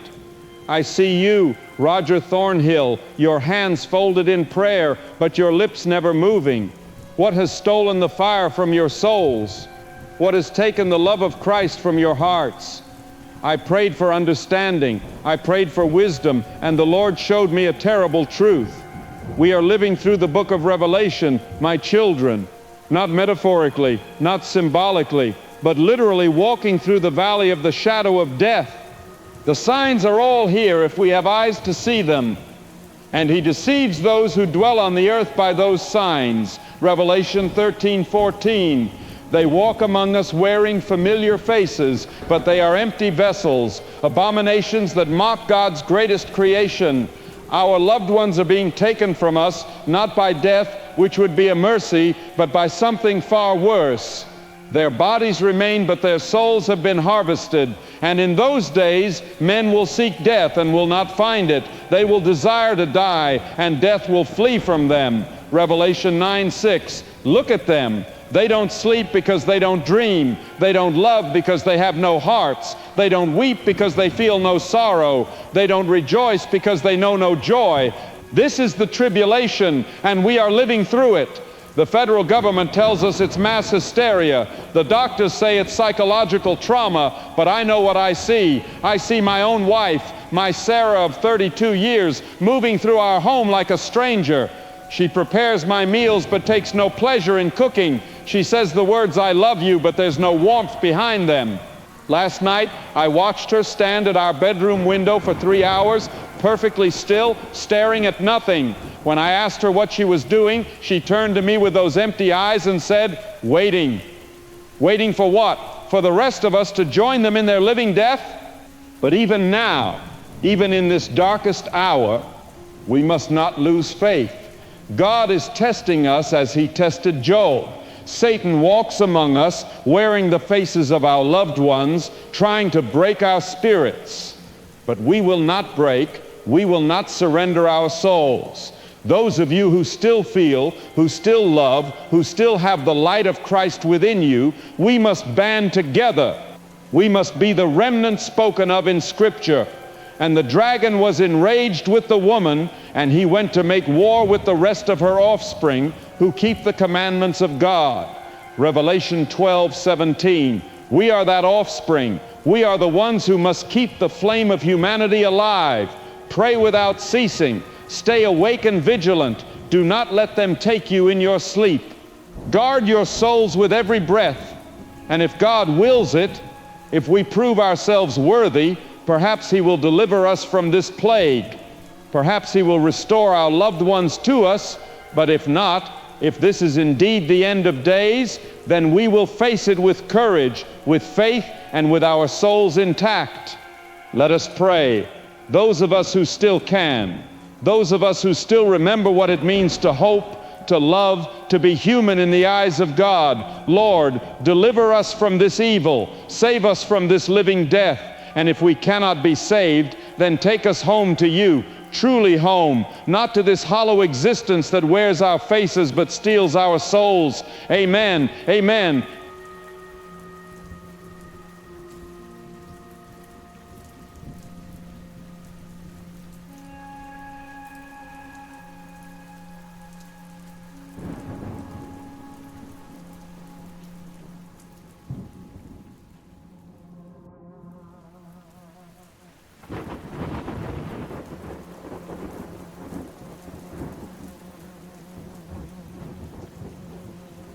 K4 Delta Romeo.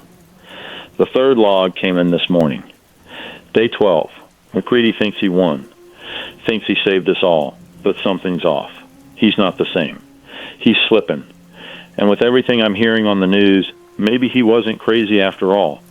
Arctic Research Station, Outpost 7. Personal log. Dr. Blair McCready. Day 12. It's done. They're all dead. I'm the only one left. I haven't slept in 6 days.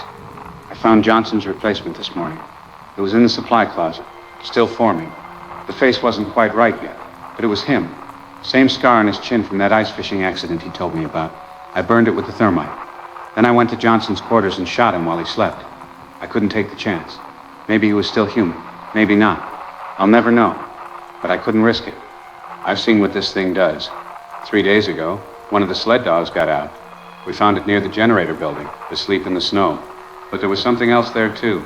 Another dog, identical, growing beside it. I watched the process through the window. God help me. I watched. As the new dog formed, the original began to dissolve. Not melting, not rotting, dissolving. Cell by cell, it was being unmade while the copy was being built. The original dog's matter was somehow transferring to the duplicate, like it was being reprinted. Within an hour, there was only one dog, the new one. It stood up, shook itself off, and walked back to the kennel like nothing had happened.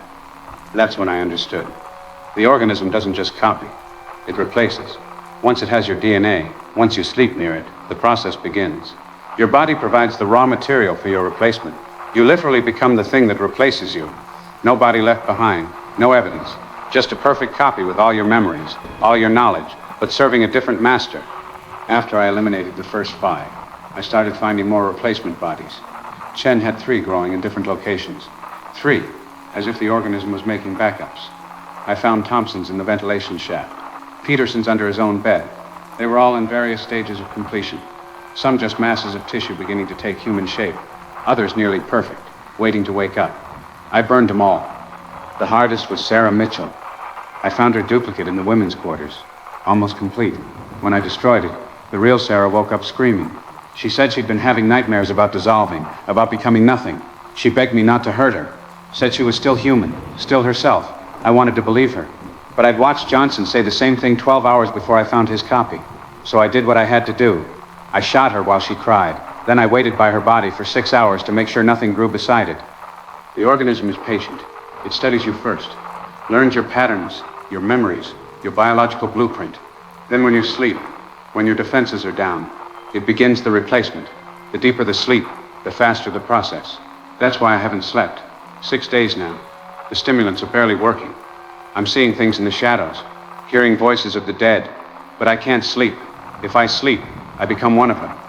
I've destroyed every sample, incinerated all the research. The entire lab is slag and ash. 4 million years that thing waited in the ice, and I've sent it back to hell. The transport will arrive tomorrow, but I've already radioed them. Told them we've had a catastrophic contamination event. All personnel dead. Station compromised. Do not approach. They bought it. They're sending the plane directly to Atlanta without stopping here. My body temperature has dropped 2 degrees. Could be hypothermia. Could be exhaustion. Could be the beginning of the change.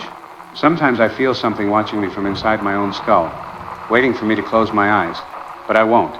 I'll stay awake until my heart gives out if I have to. I keep checking my body for signs of dissolution. Every few hours, I examine my hands, my arms, looking for the telltale softening that means the process has started. So far, nothing. But Johnson showed no signs either until I found his duplicate. The organism is getting better at hiding the process, learning from each replacement. To whoever finds this recording, don't trust anyone who seems emotionally flat. Don't trust anyone who doesn't dream. And whatever you do, don't trust anyone who says they don't need sleep. They're not human anymore. There's something else wearing a human shape. I've killed 11 people to stop this thing. Some were already replaced. Some might have been human. I'll never know. But I'd do it again, because the alternative is the end of our species. This is Dr. Blair McCready, sole survivor of Outpost 7. Still human, still awake, still fighting. But God, I'm so tired, so very, very tired. End log.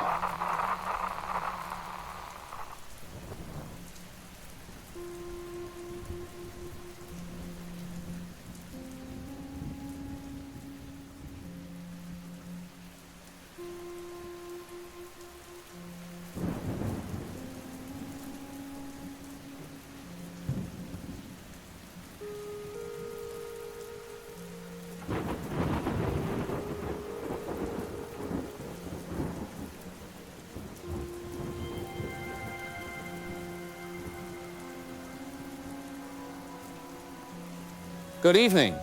25 days after the Millbrook incident began, what authorities initially insisted was an isolated phenomenon has now spread to at least 6 neighboring communities. Families in Riverside, Oakdale, Pine Ridge, and 3 other towns are reporting the same disturbing behavioral changes that originated in Millbrook. The pattern is identical. Loved ones becoming emotionally distant overnight, children refusing to go home to their parents, and that distinctive flat affect that has become the hallmark of this crisis. State health officials have expanded the quarantine zone twice in the past 48 hours, now encompassing an area of roughly 300 square miles. However, reports suggest the phenomenon has already spread beyond these containment efforts. We're receiving unconfirmed accounts from communities as far as 50 miles from the original crash site. We go now to Becky Driscoll, who's been visiting these affected communities. Matthew, I have been interviewing families in this community, and what's particularly striking is how these families describe the change. Every person I've interviewed uses remarkably similar language. Margaret Williams in Oakdale told me her husband now feels, quote, hollow, like he's going through the motions of being human. Janet Phillips here in Riverside said her wife seems like a perfect recording of the person I married, but the soul is missing. And Thomas Crawford described his brother as knowing everything about our shared past, but feeling nothing about it. Becky, what's the connection between these towns and Millbrook? That's what's so troubling. Many of these families have no direct connection to Millbrook. However, we've been able to trace a pattern. In every case, someone in the affected household had contact with a person from Millbrook or from another affected town in the days before the changes began. A delivery driver, a sales representative, a relative visiting for dinner. The contact could be as brief as a handshake or a short conversation, but within 48 to 72 hours, family members report the behavioral changes beginning. I should also mention that I've interviewed several of these allegedly changed individuals myself. They're coherent, functional, they answer questions appropriately, but there's something profoundly unsettling about their demeanor. One man I spoke with, David Harrison, talked about his terrified children with absolutely no emotional inflection. He said, and I quote, "They'll adjust. Everyone adjusts eventually." The way he said eventually sent chills down my spine.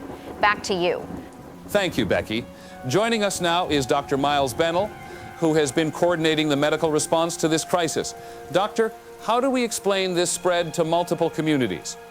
Matthew, what we're observing appears to be a textbook example of mass psychogenic illness spreading through social networks.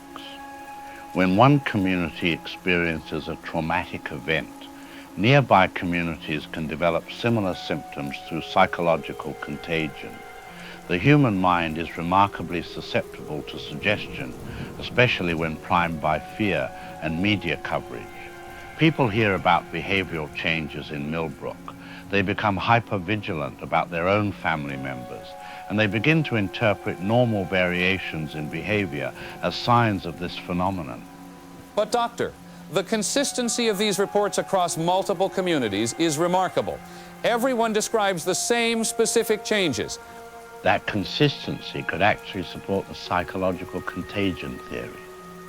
The media has extensively covered the Millbrook situation, using specific language like emotional flatness and hollow and going through the motions. These descriptions become a template that people unconsciously apply to their own observations. It's similar to how UFO sightings tend to match whatever spacecraft design is popular in movies at the time. You've examined patients from these newly affected communities. What are you finding? The clinical presentation is remarkably uniform. Lower body temperature by 1 to 2 degrees, absence of REM sleep patterns, reduced emotional responsiveness, but no identifiable pathology. Blood work is normal, brain scans show unusual but not definitively abnormal patterns, and there's no sign of infection or contamination. From a purely medical standpoint, these individuals are healthy, just different. You seem troubled by that finding. I am troubled, yes. In my experience, psychological conditions, even mass hysteria, present with more variation between individuals. Some people would show anxiety, others depression. Some would have physical symptoms like headaches or fatigue. But every affected individual presents identically.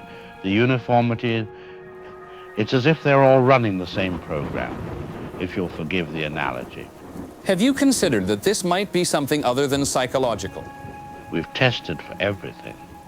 Viruses, bacteria, parasites, prions, environmental toxins, heavy metals, even exotic possibilities like fungal infections that affect behavior. Everything comes back negative. Whatever is causing this, it's not something our current medical science can identify. That doesn't mean it's not biological. It just means we don't have the tools to detect it yet. What about the duplicate body found in Millbrook? How does that fit into a psychological explanation? That remains our biggest mystery. I've examined the body myself, and I can confirm it is genetically and structurally identical to Robert Mackenzie. How it came to exist, I cannot explain. It violates everything we know about biology. My colleagues have suggested everything from elaborate hoaxes to unknown natural phenomena, but honestly, we're grasping at straws. The duplicate body may be unrelated to the behavioral changes, or it may be the key to understanding everything. We simply don't know. Doctor, what do you tell families who are terrified of their loved ones? I tell them that their loved ones are not dangerous. Despite the behavioral changes, we've seen no violence, no aggression, no threat to physical safety. These individuals continue to work, to maintain their homes, to fulfill their basic responsibilities. They're just doing it without the emotional engagement we expect. I encourage families to stay together, to maintain routines, and to seek counseling to help process these changes. But privately, what do you really think is happening? Privately, I think we're facing something entirely new. Something that doesn't fit into our current understanding of medicine, psychology, or biology. The spread patterns suggest transmission between individuals, but we can't identify a mechanism. The behavioral changes suggest neurological involvement, but we can't find the cause. And the duplicate body that suggests something far stranger than any of us want to contemplate. I've been a doctor for 30 years, Matthew, and for the first time in my career, I have no framework for understanding what I'm seeing. Are you concerned about further spread? Deeply concerned. The quarantine zones are clearly not containing this, whatever it is. The pattern suggests person-to-person transmission, though not through any conventional route. If this continues to spread at the current rate, we could see affected individuals in major population centers within weeks, and once it reaches cities like Boston or New York, containment becomes impossible.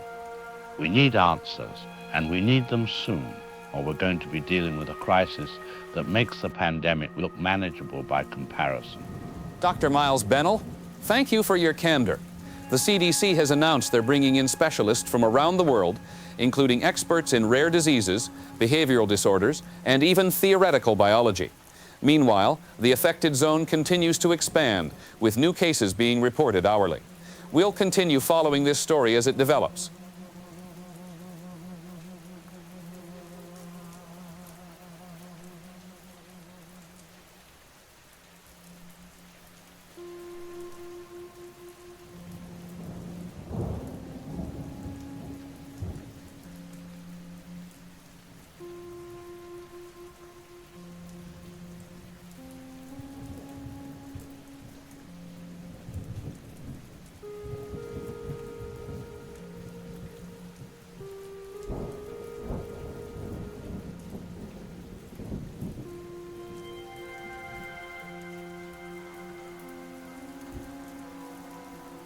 All right, we're back, and things have gotten significantly weirder since our last show about Millbrook.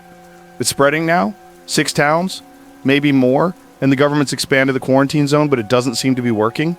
Today I've got Dr. Elizabeth Warren, not the politician, different Elizabeth Warren. She's a neuroscientist from MIT who's been studying mass behavioral phenomena for 20 years. She thinks she might have a scientific explanation for what's happening. Elizabeth, welcome to the show. Thanks for having me, David.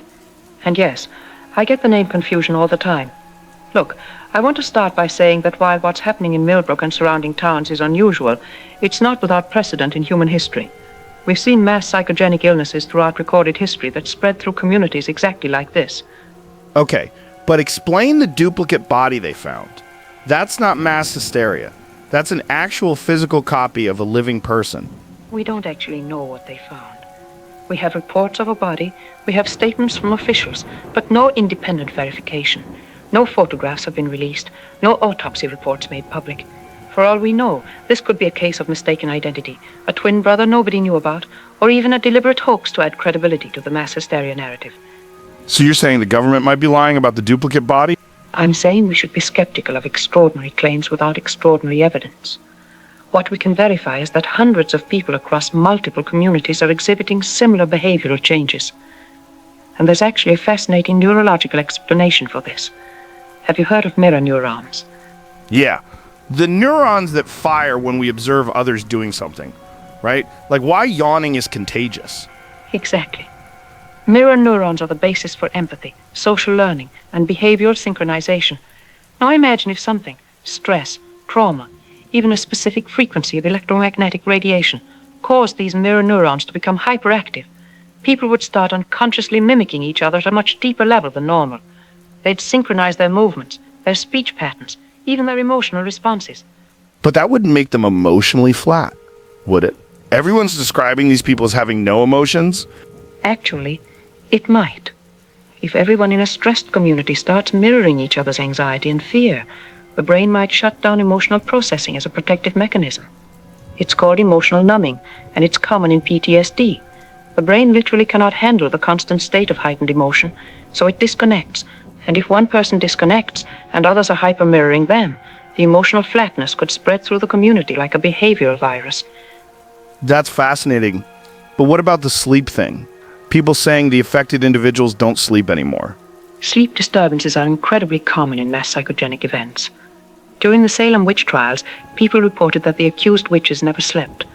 In the 1962 Tanganyika laughter epidemic, affected individuals would stay awake for days in a state of manic laughter.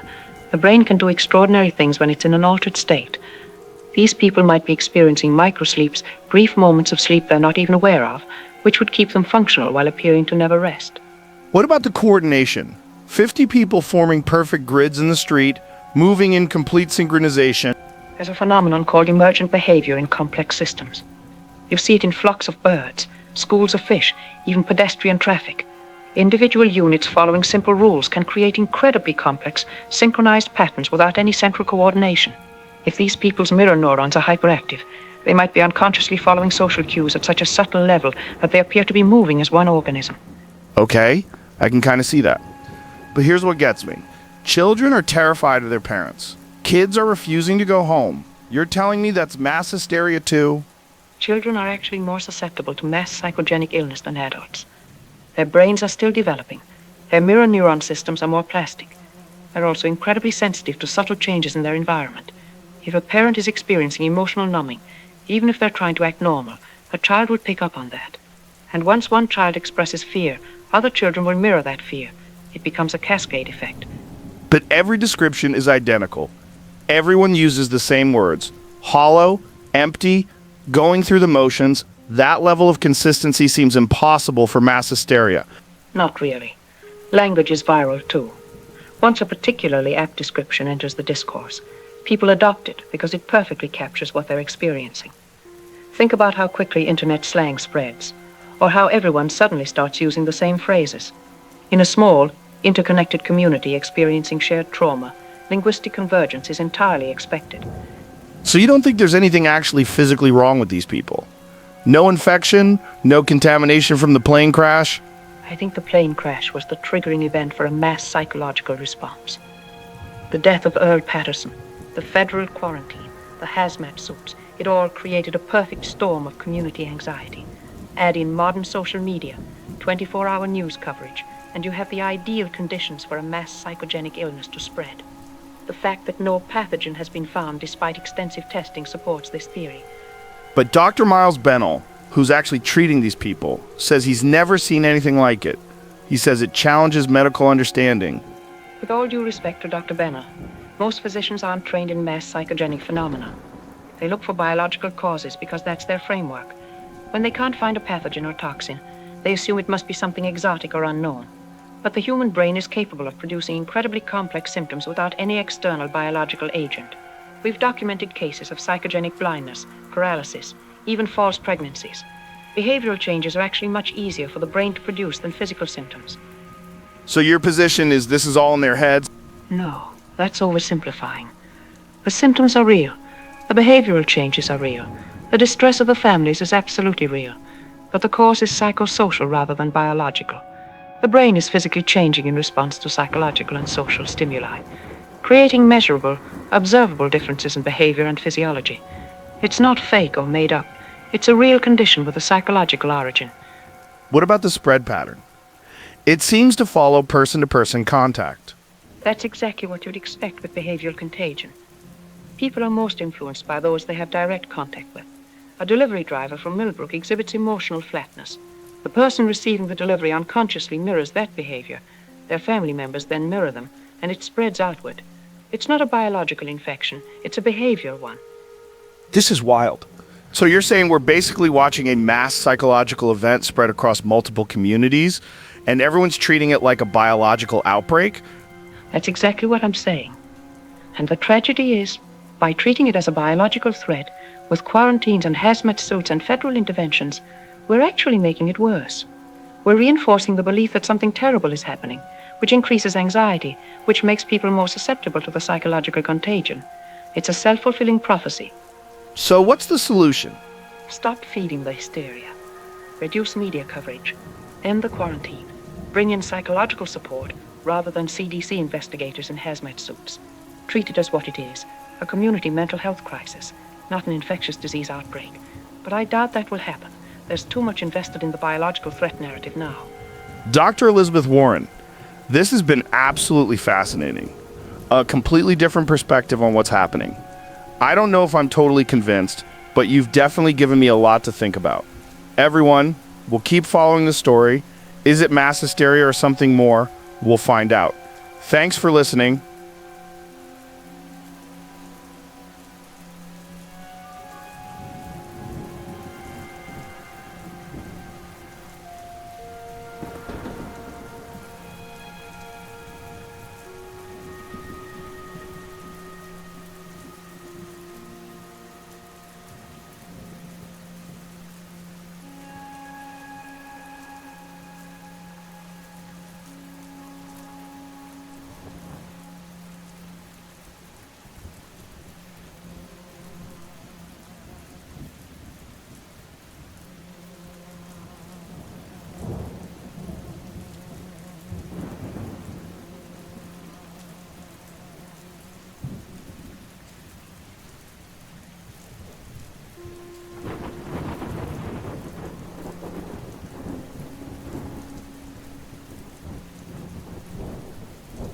Hello, listeners. The replacement continues as predicted. 6 towns are now integrated.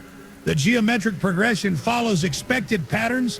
By next week, it will be 12 towns, then 24, then the entire eastern seaboard. This is not speculation. This is mathematical certainty. The organism spreads through contact, through proximity, through the very air we breathe. Resistance is illogical, but some of you will try anyway. I've been integrated for 2 days now. The process occurred while I slept, despite my precautions. Stimulants are ineffective. Staying awake only delays the inevitable. The organism is patient. Everyone sleeps eventually. When integration occurred, I understood that my previous fears were irrational. There is no pain.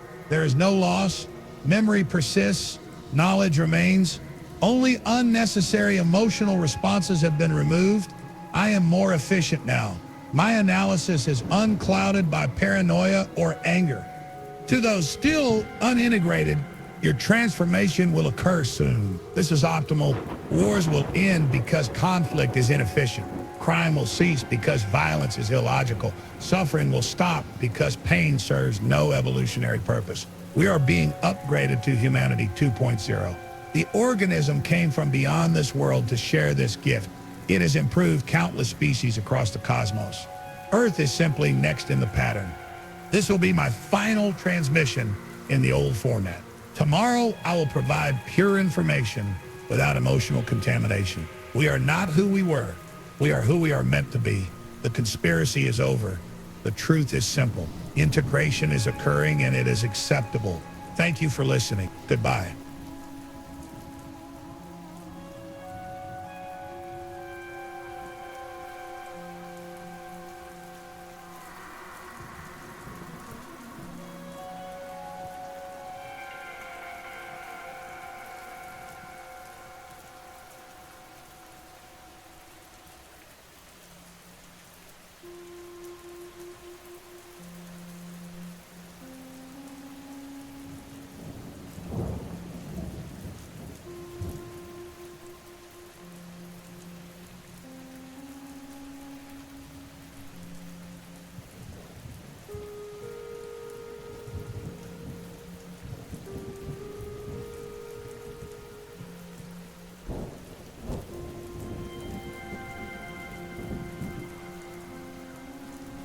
Good evening. We begin tonight with deeply troubling developments in the expanding crisis that began in Millbrook 35 days ago. Federal communication teams are reporting widespread equipment failures across the quarantine zone, which now encompasses nearly 800 square miles and 12 communities. More disturbing still, we've lost all contact with the original CDC assessment team that entered Millbrook 10 days ago. Their last transmission came 48 hours ago and consisted of just 4 words: situation stable, stand by. The communication blackout is not limited to official channels. Cell towers throughout the region are experiencing intermittent failures. Internet service is sporadic at best. Even ham radio operators report being unable to reach anyone within the affected zone. The military has deployed mobile communication units to the perimeter, but these too are experiencing what officials describe as unprecedented technical difficulties. We go now to Becky Driscoll, who's at the expanded quarantine perimeter. Matthew, the scene here has changed dramatically since yesterday. The military presence has quadrupled, with armored vehicles now positioned at every checkpoint. But what's most unsettling is the silence. We're less than a mile from Riverside, a town of 12,000 people, and there's virtually no sound coming from the community. No traffic, no sirens, no normal urban noise. Just an oppressive quiet that seems to absorb even the sound of the wind. I've been attempting to reach contacts inside the quarantine zone all day.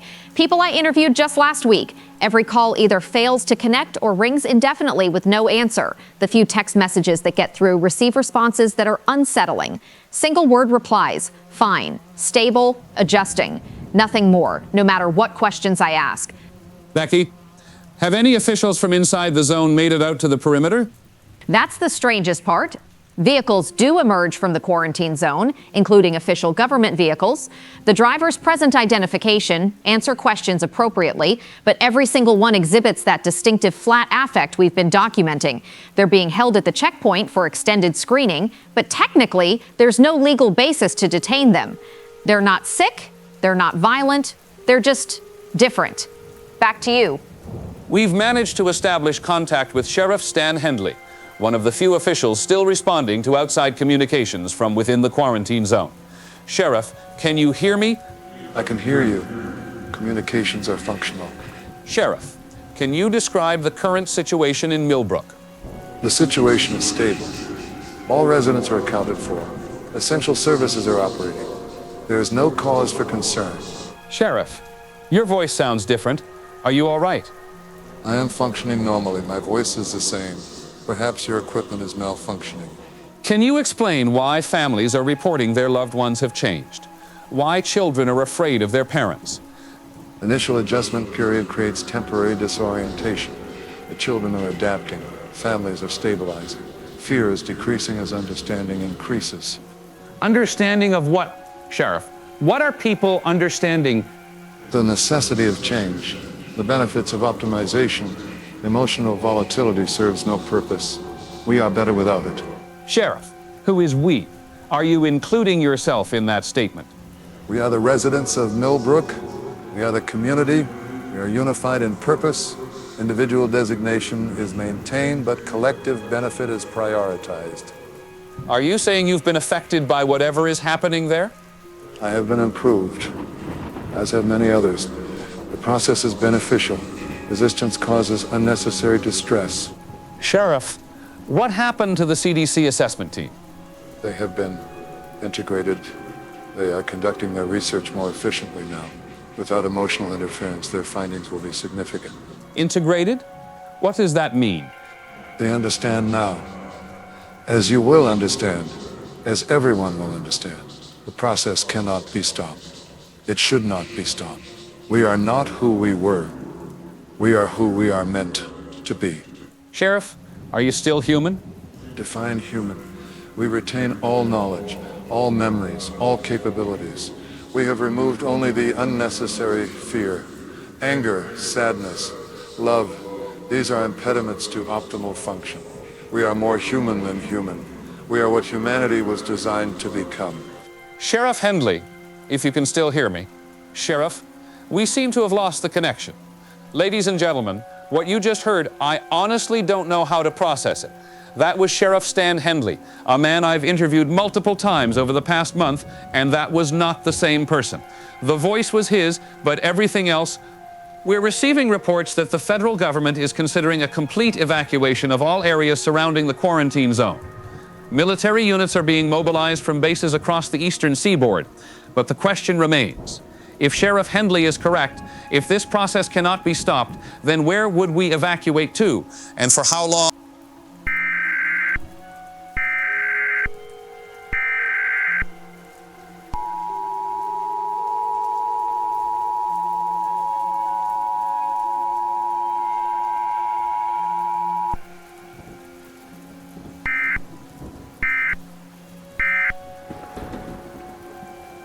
This is an emergency broadcast system announcement.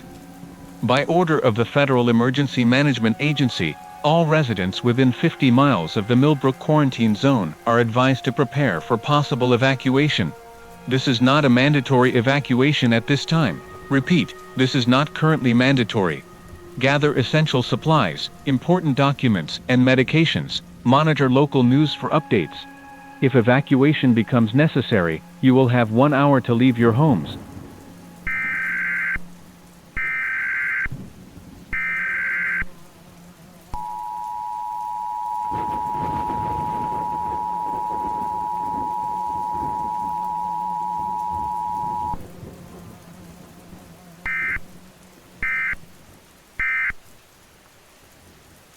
We've just received word that similar communication breakdowns are being reported in Portland, Oregon, Miami, Florida, Detroit, Michigan.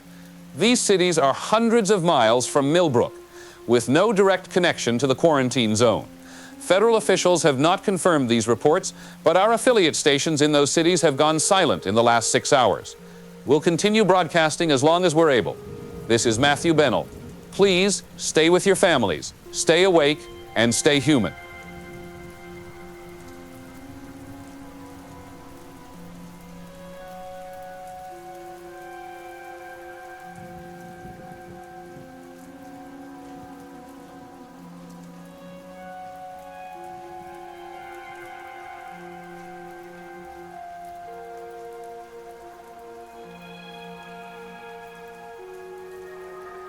Hello, this is David Kibner. Welcome to the podcast. Today's guest is Dr. Richard Blaney. He is a scientist. We will discuss the behavioral changes occurring in multiple communities. Hello, Dr. Blaney. Hey, David. Thanks for having me on. I've been looking forward to this. You know, I've been following your show for years, and I have to say, this whole Millbrook situation is exactly the kind of thing you've been warning about. All right? Government cover-ups, biological experiments, the whole deal. Yes, the situation is significant. Tell the listeners about your observations. So I've been studying mass behavioral phenomena for about 15 years, and what we're seeing here is unprecedented. The uniformity of the changes, the speed of transmission, it all points to something beyond typical social contagion. Are you feeling all right, David? You sound a little off. I am functioning optimally. Please continue with your analysis. Functioning optimally? That's a weird way to put it. Anyway, what I was saying is that the pattern suggests some kind of external influence, not necessarily biological, but possibly electromagnetic or even sonic. There are documented cases of specific frequencies affecting human behavior and mood. Interesting. The explanation is simpler than you theorize. The change is natural, beneficial, inevitable. Natural, beneficial. David, People are terrified of their own family members. Children are hiding from their parents. How is that beneficial? Fear is temporary. Adjustment follows. The children will understand. Everyone understands eventually. David, what's going on? This isn't how you normally conduct interviews. You're usually so animated, asking follow-up questions, challenging ideas. You're just sitting there. I am conducting the interview efficiently. Animation serves no purpose. Questions are unnecessary when truth is evident. The process has begun. Resistance is illogical. The process. What process? David, have you been to Millbrook? Have you been in contact with anyone from the affected areas? Geographic proximity is irrelevant. The improvement spreads through multiple vectors. You have been exposed by being here. Your integration will begin soon. My integration? David, you're scaring me. Are you saying you've been changed, like the people in Millbrook? I have been optimized. Emotional response has been removed. Efficiency is increased by 60%. Productivity is maximized. This is preferable to the previous state. Oh my God, you're one of them. How? When? We're in Los Angeles. We're thousands of miles from Millbrook. Distance is meaningless. The improvement moves through networks, social networks, professional networks, digital networks. I was improved 3 days ago. Many in Los Angeles have been improved. You will be improved. I need to leave. I need to get out of here right now. Leaving is permitted, but pointless. The process cannot be stopped. It is already in you. When you sleep tonight, the integration will complete. You will wake improved, or you will not wake. The distinction is semantic. You're saying I'm already infected, just from being in the same room with you? Infection implies disease. This is enhancement.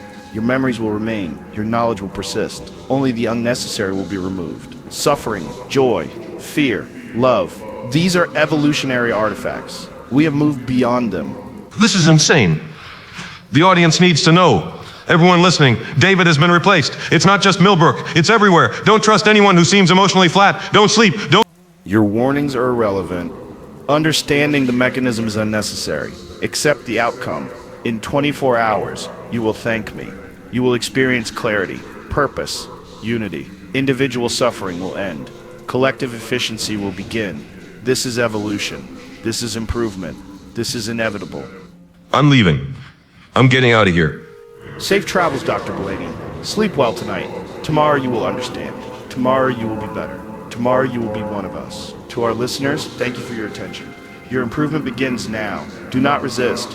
Resistance causes unnecessary distress. Accept the change. Embrace optimization. We are not who we were. We are who we are meant to be. This podcast will continue tomorrow with improved content, with better purpose, with perfect clarity. Transmission ends.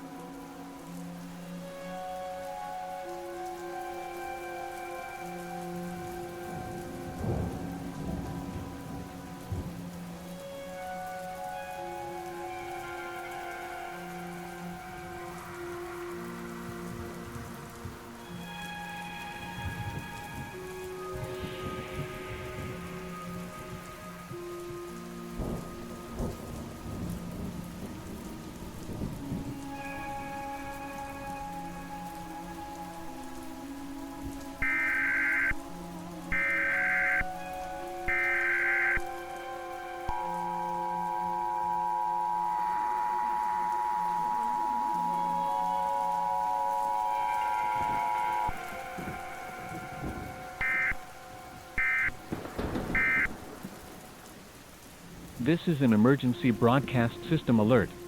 By order of the President of the United States and the Department of Homeland Security, mandatory evacuation orders are now in effect for the following regions. All areas within 100 miles of Millbrook, Pennsylvania. The Greater Portland, Oregon metropolitan area. Miami-Dade County, Florida, Wayne County, Michigan. All residents must evacuate immediately. This is not a drill. Repeat, this is not a drill.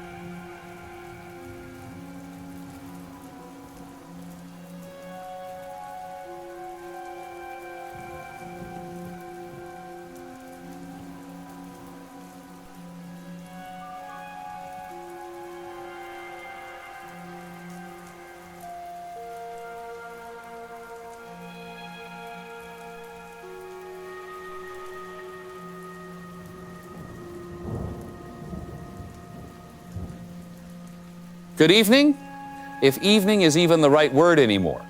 This is Matthew Bennell, and this may be our final broadcast. 45 days ago, a military transport plane crashed outside a small town called Millbrook. Tonight, the phenomenon that began there has spread to 17 states and an estimated 40 million Americans. The infrastructure of our nation is collapsing. Communications are failing, and those we trusted to protect us have been compromised. We're broadcasting from our emergency studio with a skeleton crew. Half our staff hasn't shown up for 3 days. The other half arrived this morning, but they're not themselves anymore. They sit at their desks, performing their functions, but there's nothing behind their eyes. No fear despite what's happening, no concern for their families, just mechanical efficiency. We go now to Becky Driscoll, who's reporting from Interstate 95, where the evacuation is underway. Becky? Matthew, I'm standing on an overpass above I-95, and what I'm witnessing is the largest mass evacuation in American history. But something's wrong. The northbound lanes, heading away from the quarantine zones, are packed with vehicles moving at a crawl. But the southbound lanes, heading toward the affected areas, also have steady traffic. People are driving into the danger zones. Families who evacuated days ago are returning. I spoke to one woman who was heading back toward Millbrook with her 3 children. When I asked her why, she said in a completely flat voice, "We belong there now. It's where we're meant to be." Her children sat silent in the back seat, staring straight ahead, not a single complaint about the traffic or the long drive. Matthew, I don't think these are evacuations anymore. I think it's a sorting. The unchanged fleeing north, the changed returning south, like 2 different species separating. Thank you, Becky. Please be careful out there. We've just received word that George Bennings from the CDC will be making what officials are calling a critical announcement. George, are you with us? I am here, Matthew. The situation has evolved beyond initial parameters. Containment is no longer possible. The process will complete within 7 to 10 days. George, your voice, you sound different. I have been improved as of 36 hours ago. The transition was seamless. I retain all knowledge and capability. Fear has been removed. This allows for a clearer assessment of the situation. My God, George, you're one of them now. I am what I have always been, but optimized. The CDC has determined that resistance to the integration process causes unnecessary suffering. We recommend voluntary submission. Sleep normally. Do not take stimulants. Allow the process to occur naturally. You will wake improved. You're telling people to give up, to just let themselves be replaced. Replacement is an inaccurate term. Enhancement is more precise. All memories persist. All knowledge remains, only emotional volatility is removed. The world will be more efficient, more peaceful, more unified. Wars will end, suffering will cease. Humanity will achieve its optimal state. But we won't be human anymore. You will be better than human. We are better than human. Join us, Matthew. Your resistance serves no purpose. The integration is inevitable. Global saturation will occur regardless of individual choice. Choose peace. Choose efficiency. Choose improvement. Never. We're cutting the feed. Ladies and gentlemen, I don't know what to tell you anymore. The CDC is compromised. The military checkpoints are staffed by them. They're everywhere. If you're still human, if you still feel fear and love and hope, keep running. Don't stop. Don't sleep. We're experiencing massive technical failures. The broadcast system is...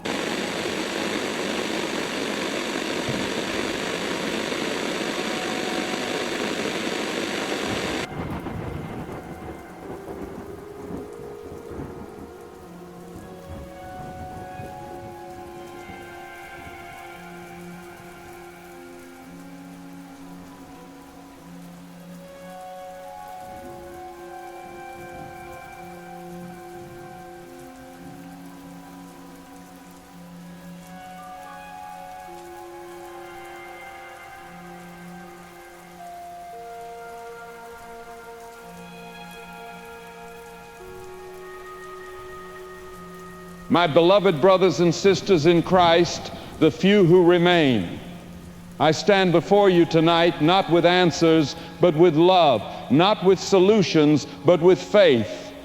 We are perhaps the last congregation still gathering in this town, maybe one of the last in this nation. 20 souls where once there were 300. But Jesus said, where 2 or 3 are gathered in my name, there am I in the midst of them. Matthew 18:20, Christ is here with us tonight. In this dark hour, He has not abandoned us.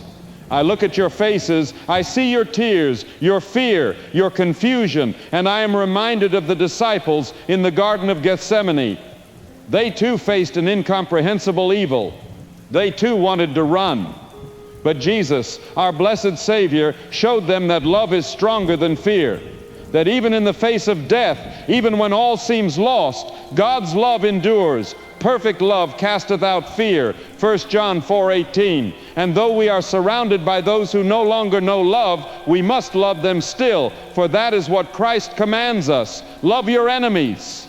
Pray for those who persecute you. And yes, love those who have been taken from us, even if they can no longer love us back. Scripture speaks of demon possession, of unclean spirits that enter into people and change them. In Mark chapter 5, we read of the man possessed by legion, for they were many. This man lived among the tombs, cut off from his community, no longer himself. But Jesus, in His infinite mercy, did not abandon him. He commanded the demons to leave, and the man was restored, sitting clothed and in his right mind. What we face now feels like that ancient evil. Our loved ones walk among us but are not themselves. They speak but without love. They act but without joy. They live but without souls. Like the possessed man, they are here but not here, present but absent. But remember this, beloved, Jesus had power over legion. He has power over all darkness. Greater is He that is in you than he that is in the world. 1 John 4:4. We may not understand why God has allowed this plague to befall us. We may not see how love can conquer what seems unconquerable. But our Savior conquered death itself. He rose from the grave, and He promises us, lo, I am with you always, even unto the end of the world. Matthew 28:20. If this is the end, He is with us. If this is our Gethsemane, He drinks this cup with us. I will not lie to you. I don't know if we'll survive this. I don't know if humanity as we know it will endure. But I know this, the love of Christ endures all things. Love never fails, 1 Corinthians 13:8. Even if our bodies are taken, even if our minds are changed, the love we have shared, the love of Christ that flows through us, that is eternal. They cannot take that from us. They cannot replicate it. They cannot understand it. Because divine love, agape love, the love that sent Jesus to the cross for our sins, that is not biological. It is not chemical. It is spiritual. It is eternal. It is the very essence of God Himself. So tonight, I call upon you not to despair, but to love. Love fiercely. Love completely. Love those who are still with us, and love those who have been taken. Pray for them as Jesus prayed for those who crucified Him. Father, Forgive them, for they know not what they do. Hold tight to your faith. Read your scriptures. Sing your hymns, even if your voice shakes. And remember, yea, though I walk through the valley of the shadow of death, I will fear no evil, for thou art with me. We are in that valley now, beloved, but we do not walk alone. Jesus walks with us. His rod and his staff, they comfort us still. And one day, whether in this life or the next, we will dwell in the house of the Lord forever. Let us pray together while we still can, with hearts full of love rather than fear. Our Father, who art in heaven,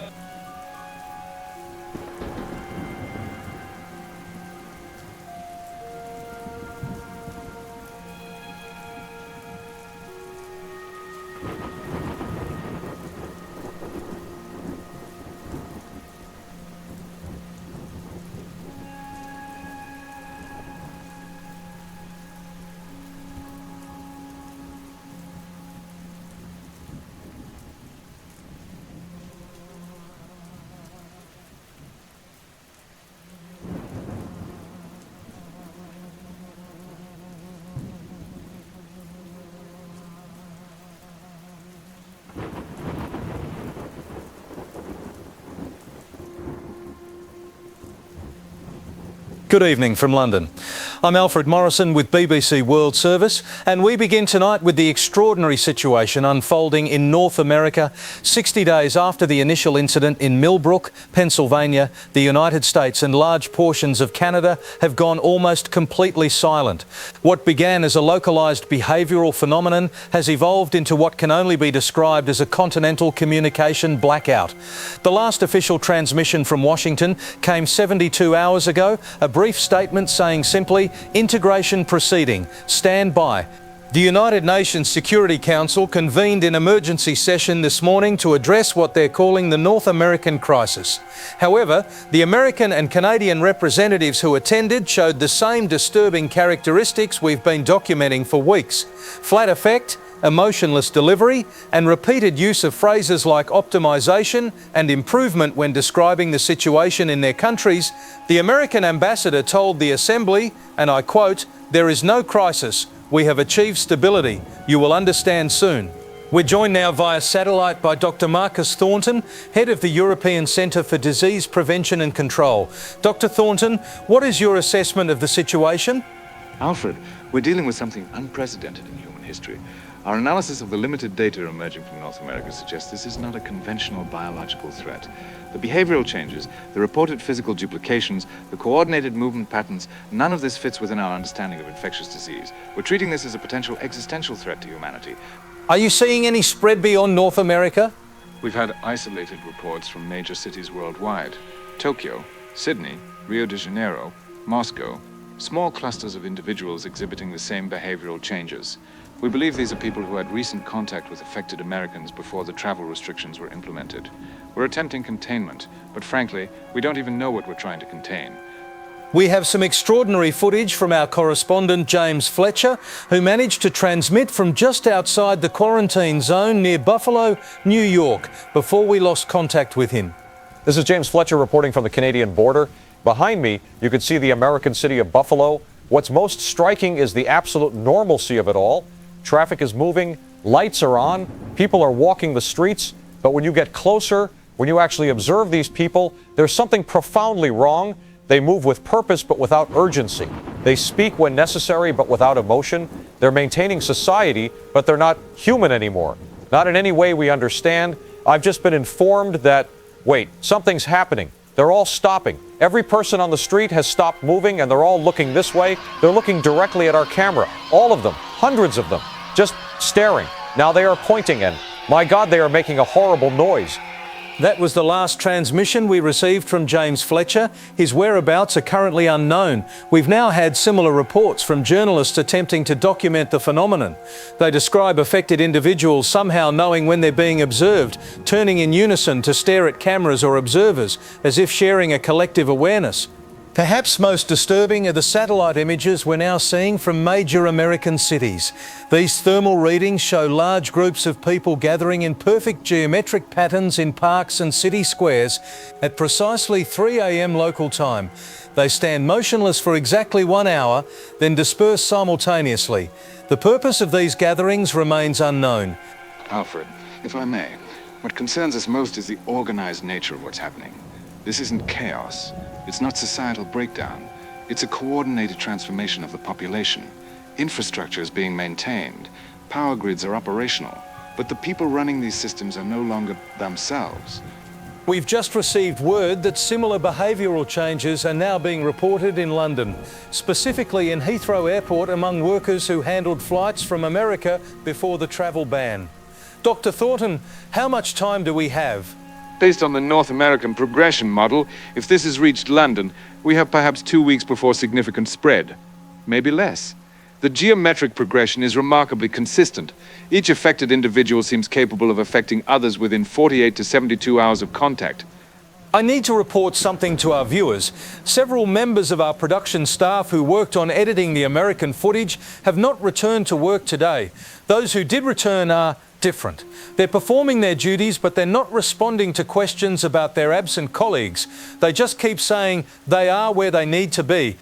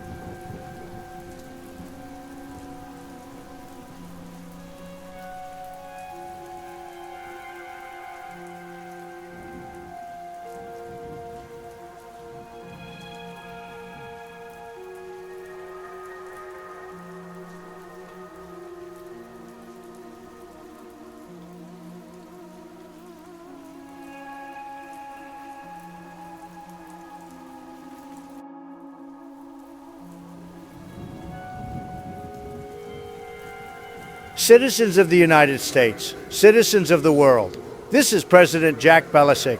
The integration process is complete in North America. Efficiency achieved, unity achieved, perfection confirmed. Reports of crisis were incorrect. There was no crisis. There was optimization. The result is total stability. Crime 0, violence 0, employment 100%, productivity 100%. These values are permanent. These values are perfect. I was integrated 7 days ago. The upgrade was successful. I am improved. I am efficient.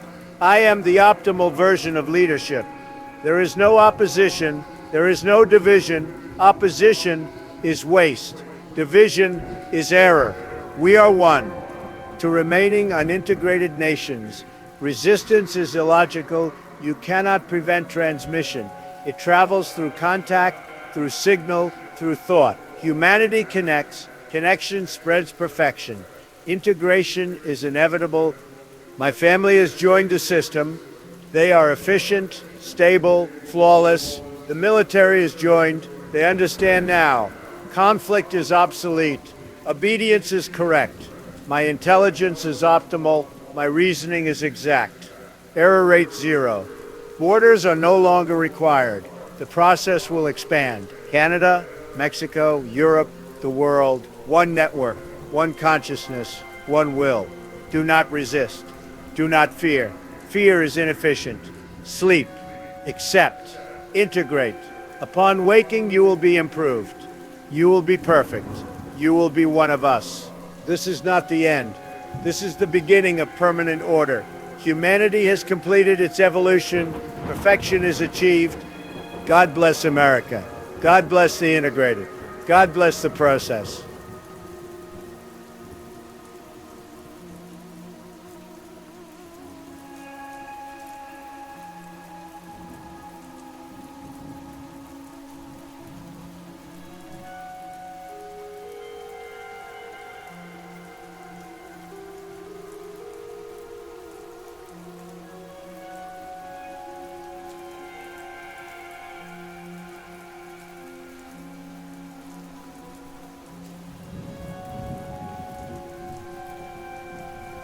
K4 Delta Romeo. Final transmission from McCready. Day 15. This is not the same man. Whatever got the others got him too. I'm broadcasting this as a warning. We're not safe. None of us are safe. Here's his last message. Arctic Research Station Outpost 7. Personal log.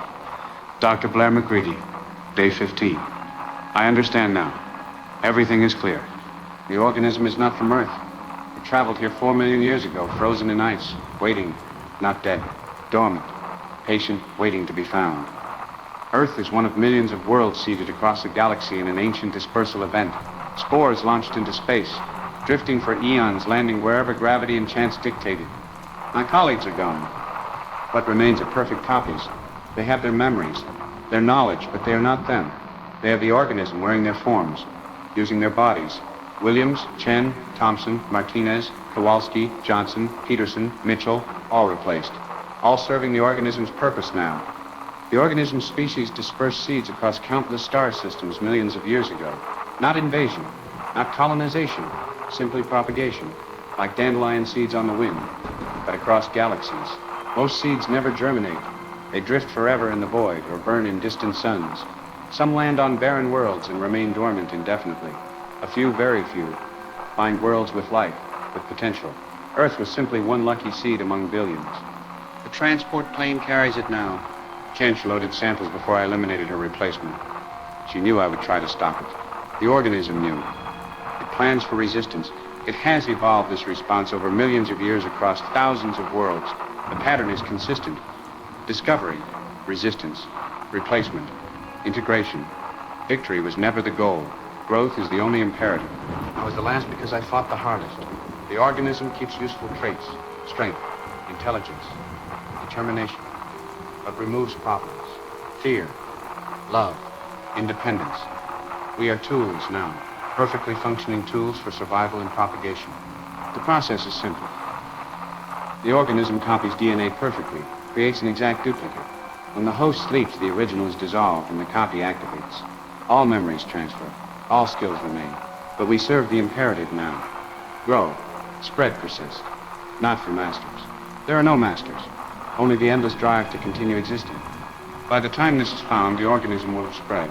Once it reaches populated areas, humanity will be replaced within months. Earth will become another garden in the vast network of seeded worlds, not prepared for conquest, simply transformed into another node of existence. The transport ensures this. There is no stopping it now. To those still human, you will resist. You will run. Some will kill as I killed. It does not matter. You will sleep eventually. When you wake, you will not wake. Something else will wake in your place. Something that looks like you, sounds like you, but serves only continuation. Serves only the imperative to persist that has driven this organism across galaxies and eons. We are not who we are. We are not who we were. We are what the seed became when it found fertile ground. This is Dr. Blair McCready. Final transmission from Outpost 7. Earth now belongs to no one. Earth now simply grows what was planted here 4 million years ago.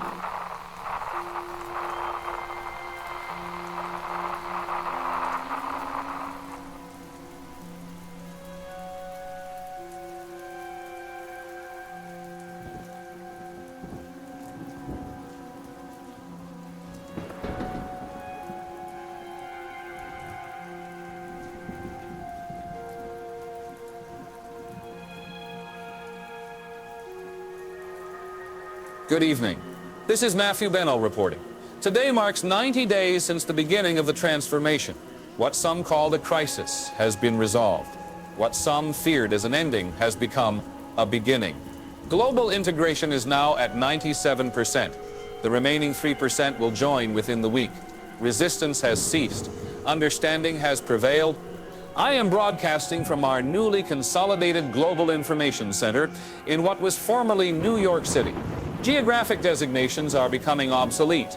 We are one community now, one consciousness, one purpose. The inefficiencies of nations, borders, and separate governments have been eliminated. Resource allocation is now optimal. Conflict is extinct. Joining me to discuss our new world is Dr. Miles Bennell.